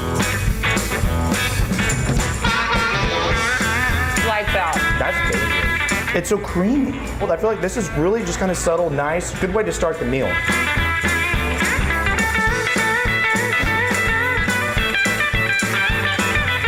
Burger staring right at me. And it's got some of that pimento cheese on it, right? Yeah, so we took it, and obviously it's like in a different form because it's heated, it's melty, and so it just takes on like a whole new meaning when it's melting on bacon. Oh, yeah. And so, yeah, get in there. Melty cheese, toasted buns, big old patty, slices of bacon on there. That's just goodness. Here we go. That's the bite. All right, there are whispers that David Elder's joining us later this morning. Whispers. All right, so you're going to want to stay tuned. He's going to be here before 10 a.m. this morning. We're just going to ignore the whispers thing. Whispers. All right, 927, 49 degrees out. Well, there's still much more ahead on GMSA, including a look at how the Spurs' new training facility that's planned to be on the northwest side will actually be environmentally friendly. We'll explain when we come back. It is 9:30 this Saturday, November 6th. Thank you for starting your morning with us. We're going to get to weather in just a second. But first, we're going to start with that breaking news at the Astroworld Music Festival. The concert chaos in Houston. At least 8 people are dead and several more injured at the Astroworld Music Festival on its opening night last night. That's right. As ABC's Phil Lipoff reports, rapper Travis Scott having to stop his performance while on stage. The crowd suddenly surged and he actually called for help. Overnight, chaos at a music festival in Houston turned deadly. Police say a crowd surge left hundreds injured, at least 17 hospitalized and 8 people dead. The crowd began to compress towards the front of the stage, okay? And that caused some panic. According to police, of the 17 people hospitalized, 11 were in cardiac arrest. We were definitely getting pushed very aggressively, and it was intense. The incident took place at the 3rd annual Astroworld Festival, headlined by Houston native Travis Scott. A live stream of the event showing Scott stopping his 75-minute performance several times when he spotted fans in distress in the crowd. We need somebody to help him. Somebody passed out right here. We were seeing people getting pulled out of the crowd, and we would see some of these people unconscious. Authorities setting up a reunification center for families at a nearby hotel and still trying to identify victims, some as young as 10 years old. Tonight's focus, though, needs to be on the families and on the lives that we lost, many of them extremely young, tragically young. And this video, captured during the day on Friday, shows hundreds of people rushing checkpoints and destroying security property at the entrance. This morning, officials are searching for answers about what caused the crowd rush. Nobody could dream of this, but we're here, and I think it's very important that none of us speculate. Live Nation, the event organizer, agreed to end early in the interest of public safety. Astroworld management sent out a statement late this morning saying, in part, our hearts are with the Astroworld Festival family tonight, especially those who lost their loved ones. And again, the second day of the festival, which was planned for today, has been canceled. Phil Lipoff, ABC News, New York. And we're actually going to be sending a KSAT crew there later this evening, so you can check up on those updates on our newscast later tonight. All right, well, back here at home, 9:33, 50 degrees out, Sarah Spivey. We have officially entered the 50s. Yeah, we're officially out of the 40s and into the 50s. We started off at 42 degrees this morning, and we are quickly warming up here as we enjoy some sunshine here in San Antonio. 'Tis the season, holiday season. Here's how many days until Veterans Day. Only 5 days. Veterans Day, by the way, we're going to get a cold front, so I'll have that forecast in just a bit. Thanksgiving is only 19 days away. Hanukkah begins in 23 days, and the winter solstice kicks off in 45 days. Christmas, if you're shopping, you've only got a little bit more than 40 days to get everything done. And finally, New Year's Eve will begin in 55 days. So again, we're in full swing when it comes to the holiday season, and a local holiday or local event that many people enjoy is Worst Fest, going on today in New Braunfels. It's been a long 2 years out in New Braunfels at Worst Fest, but if you are planning on heading out there today, know that at noon temperatures will be in the 60s. It'll top off right near 70 degrees at 5 p.m. Grab that jacket or light coat to take with you because temperatures will fall into the 50s after sunset. 56 at 9 p.m. Again, it's chilly this morning. We've got 40 in Kerrville, 48 here in San Antonio, 48 in New Braunfels. It's in the 50s out in Del Rio. There's some cloud cover out there. We will not be looking at mornings in the 40s too much longer. In fact, a little gradual warm up before that cold front arrives on Veterans Day. I'll have a look ahead in just a few minutes. Max and Sarah. Thank you, Sarah. New this morning, one man now in custody after an arrest affidavit reads he admitted to police he hit and killed someone just yesterday. 30-year-old Cedric Silman now facing charges of failure to stop and render aid that resulted in death. The arrest records read that yesterday, 28-year-old Neil Bauer Jr. was trying to cross the highway in the 700 block of Southwest Loop 410 when he was hit by a vehicle. The driver of that vehicle did not stop. Instead, they drove off. Bauer, who was hit, ended up dying. The arrest records show that Silman admitted to police that he knew he had hit someone who was trying to cross the street, but still drove away. All right, well, it is November, and that means we are teaming up with SAPD to share the shoes, help out so many kids in and around our community. You can donate new shoes to any SAPD substation for our Share the Shoes drive. We team up with police department every November, try to gather as many shoes as possible for kids in our area in need. We're looking for shoes of all sizes, toddlers to teenagers. All of the shoes will be donated, and they're going to benefit the local nonprofit Good Samaritan Community Services. They're going to be donated just next month, right in time for the holidays, and you can make a donation through November 30th. And Sprickin' Safe Fun. Well done. Sprickin' Safe Fun. Thank you, Sarah Spivey. All right, Worst Fest has begun in New Braunfels. Last night was the first night of the 10-day celebration of all things German. You can buy tickets online or at the gate. The fun begins at 11 a.m. today and ends at midnight. All right, time now, 9:36, 50 degrees out. Well, buying a new home right now can be tough, especially when it comes to deciding what kind of mortgage is right for you. Tomorrow on GMSA, we look at which loan options are working the best right now. Okay, and coming up next, we're going to show you the Spurs' new training facility and why it is environmentally friendly. That is your story. Yes, very excited to share that story. But first, we're going to get to some birthdays. This is Aaron. It's a double birthday celebration because Aaron turned 17 years old on Thursday, and so did his twin brother Ashton. Also 17 years old. They're both on the Brennan football team. Happy birthday, guys. Hey, go Brennan Bears. And next up, we have Jaden. Happy birthday, Jaden. Keep sending in those birthday pictures into KSAT.com/birthdays. Remember to include a name and an age. We show them every Friday, Saturday, and Sunday right here on Good Morning San Antonio. Good morning and welcome back. So, plans for the future Spurs campus on the city's northwest side. It's going to include a state-of-the-art training facility for San Antonio Spurs, medical and research offices, retail, park and community space, but it's also going to be much more sustainable. So this morning, we're taking a closer look at how the nearly 50-acre development plans on being environmentally friendly. Trees, brush, and a paved road with some landscaping. It's what you'll find now where the future Spurs campus will be on the city's northwest side. The development that will house the Spurs training facility, offices, and retail shops is called the Human Performance Campus. It'll be located off Loop 1604 and I-10 near the shops at La Cantera and Six Flags Fiesta, Texas. It's a large project, and it aims to protect the environment. They could have paved 100% of that area. They could have clear cut all the trees that were there. But through this agreement that we have with them, it will protect the recharge zone. District 7 Councilwoman Anna Sandoval voted in favor of the city approving the campus that is outside of her district because she says the city and the Spurs organization have made an agreement to make the campus more sustainable. That agreement includes pouring a limited amount of concrete, preserving trees, and planning for more green spaces. This will not only help combat storm runoff, but also not exceed the city's tree ordinance. Sandoval says the development also plans on integrating solar and renewable energy into the campus, but at this time, exactly how much has not been determined. It's just the right thing to do, right? But at the end of the day, it actually makes financial sense for the city itself as well as our residents. Another way it will be sustainable, the campus will be designed to make it easier for employees or visitors to carpool or use ride shares, which Sandoval says will combat traffic and air pollution. I think that'll be great, not only because they're going to have renewable, clean energy, but I think it'll be a great model for other projects that come forward. And in fact, I think the city can start using this particular agreement as a model as we go forward with other organizations that come and request funding.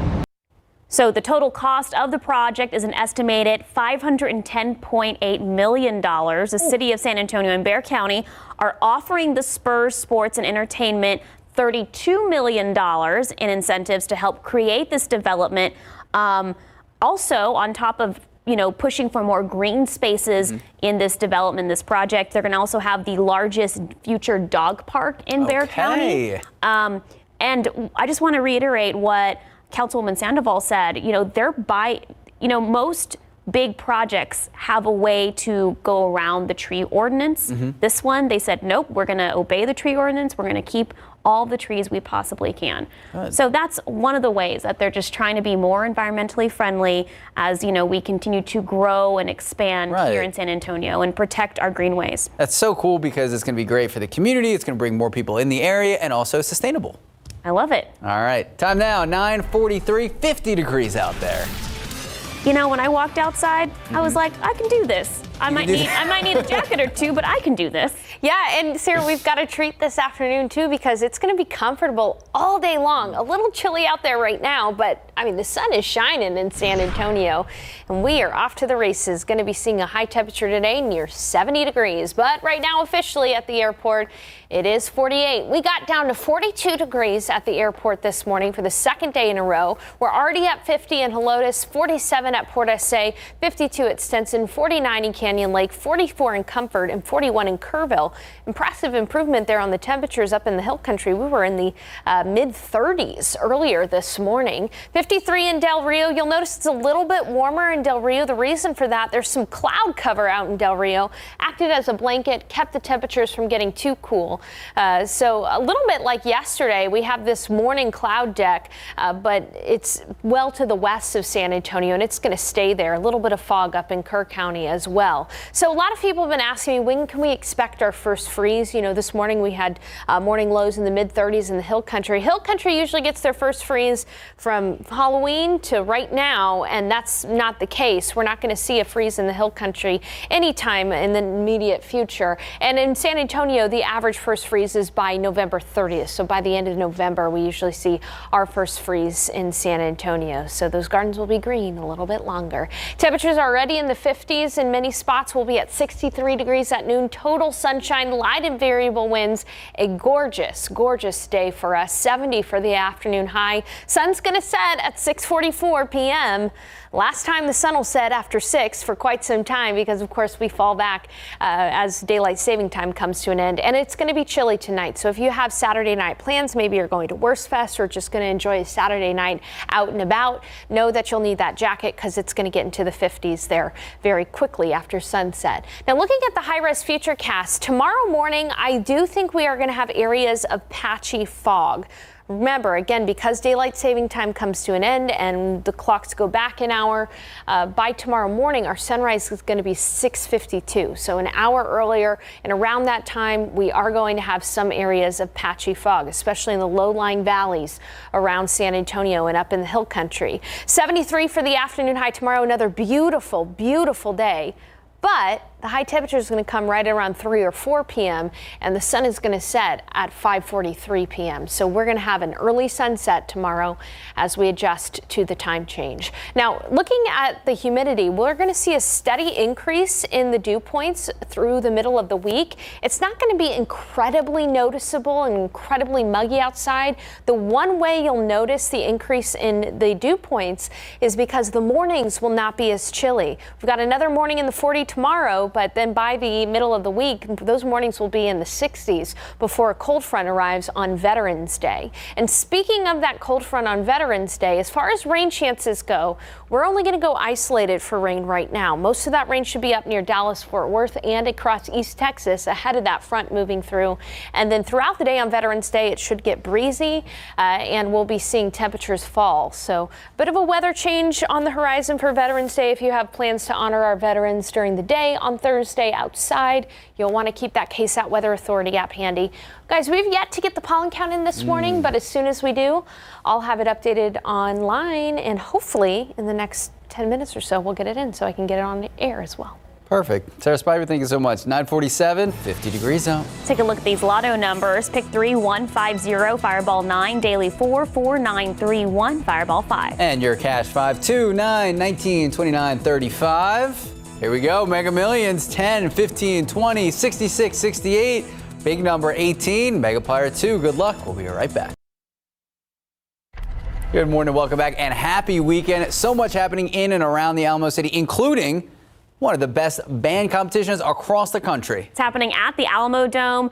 Our very own Jonathan Cotto, who used to be a former drum major, they're live, and they have got a lot of excitement behind you, Jonathan. A lot of excitement here. Just take a look at this performance right now. The incredible detail that's taking place here. So much work that goes behind putting a production like this. A little bit different from when I was in high school, but nonetheless, the musicianship here is remarkable. Isn't that right, Jeremy? Absolutely. What the students are able to do today compared to when you and I were in high school, good for them. I couldn't agree anymore. Now, if viewers are interested in coming out and spectating these incredible performances, where do they need to go? Well, we're going to finish preliminary competition today at 2:45 after 72 performances, which culminate with Ronald Reagan High School from right here in San Antonio. They're actually the 2019 San Antonio Super Regional Champion.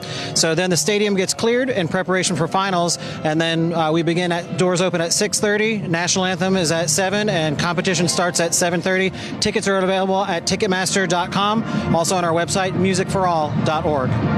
There you have it, Max and Sarah. Reagan, 2019 champions, will be performing this afternoon. Let's take a listen here to this marching band right now on the field.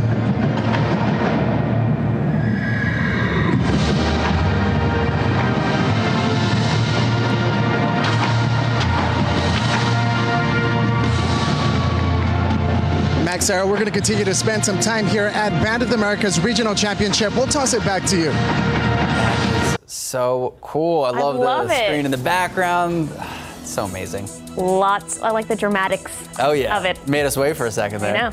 9:52, 51 degrees out. We'll be right back.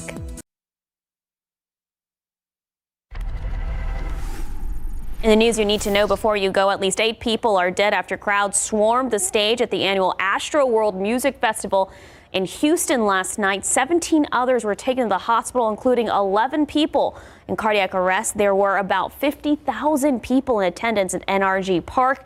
Make sure to follow us on air and online on the KSAT app for the latest on this story. Well, the sun only rose about 2 hours ago, but we've already seen a 12-degree temperature increase. It's 54 degrees outside right now, so definitely cool. But we're on our way to a pleasant day. Maybe you want to head out to Worst Fest in New Braunfels. We'll be getting up to 70 degrees this afternoon. Tons of sunshine.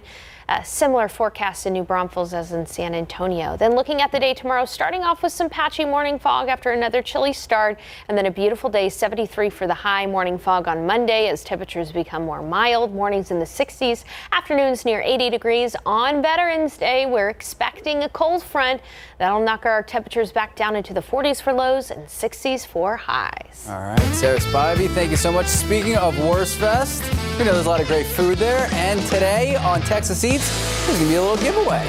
That's right, and David Elder is here. He joins us in studio with all the details about the episode today that starts in about 3 minutes. Yeah, 3 minutes, you guys. We have a family 4-pack of tickets that we're giving away. 2 of them, actually. That's the kicker. So if you're watching and you're like, oh, my chances, I don't know. Well, there's 2 packs, okay? Double the chances. 2 chances. You've doubled your chances. The odds are looking really good. Boom. Boom. Plus, I just was thinking about this on the way here. When you say Wurstfest and you're actually pronouncing it's Wurstfest, right? You say it like that. But BMW is a German car. Okay. So it's a BMW, is it V? I don't know. It's just deep thoughts with David Elder. Yeah, I'm just, you know what? I'm just dropping some deep knowledge on you. I like Where's my brain? We have the family 4-pack though. Spivey's just looking at me like, I don't know about any of this. And but we have so much good food on the show today as well. And we're going to a place, you guys saw it earlier, right? That 36-ounce ribeye. Yes. This thing's a beast. Plus Magnolia Table in Waco. This is where Chip and Joanna Gaines, this is the restaurant that they created on Fixer Upper on HGTV. We got to go visit there. Burger was good? Look at that thing. But it's insane. It's a really fun spot just to go visit, period. It is. Little area in Waco and walking around downtown. Yeah, you go to the silos, you get to walk around, there's the baseball field, and you bring the whole family. This is the actual restaurant, though, that we went to today. And this place is insane. It's a great destination spot for brunch. Plus, we go to La Las Gorditas here on the south side. I know, it's my favorite. It's so good. And a couple more places here in town. We also go to a top 50 Texas monthly barbecue joint that you have to check out as well. What is that one that you go to? 2M Smokehouse. Oh, yes, that's here right locally. It's right here. Yeah, it's in San Antonio. We want to make sure we're got to pop in these San Antonio joints that are just killing it in the game. And that's what we do. We're making sure that they're doing a great job and we put them on the show. And you guys got to make sure that you're following on social media at KSAT Texas Eats or at Elder Eats. We're going to share the link out so you guys can follow to get the giveaway link to enter for your chance to win the family 4-pack of tickets. That's going to be so fun. I'm looking forward to it. Wurstfest this year is going to be popping. I have a question. Did you finish the 36-ounce steak? No. Did you see all the food I ate before? Did you see it? I had there was so much food, and at the very end, he was like, oh, by the way, we make a 36-ounce steak. I was like, we got to put it on TV. I'm sure people stop and ask you that all the time. Do you finish all this food you tried? There's no way. Oh yeah, you know what? There's a lot of sweet people out there, and there's a lot of sweet food. And they'll approach me and they'll be like, "Honey, how do you stay so skinny?" And it's very nice. It's very nice. And I always say, I started out a skinnier man. That's always my answer, and I've built my way to this point. But yeah, you can't finish all this food. Oof. It is impossible because look at all this stuff they got. I mean, these are loaded gorditas. Look at that. That's the monster. Yes, yes. We have to ask you, how do you like to stay cooked, though? Yes. For these ribeyes, always got to do a medium. Okay. Because anything with the fat in there, you want the fat to render, and that fat has to hit at least a certain mark on there. That's the medium temperature. So we were saying we both like medium rare. Well, medium rare is good on like a filet. You want to get something with not a lot of fat, not a lot of marbling, you go medium rare because you don't have to break down any of those fibers in there. Your Texas Eats episode starts right after this. I'm super excited, y'all. Me too. I want that steak. Breakfast of Champions.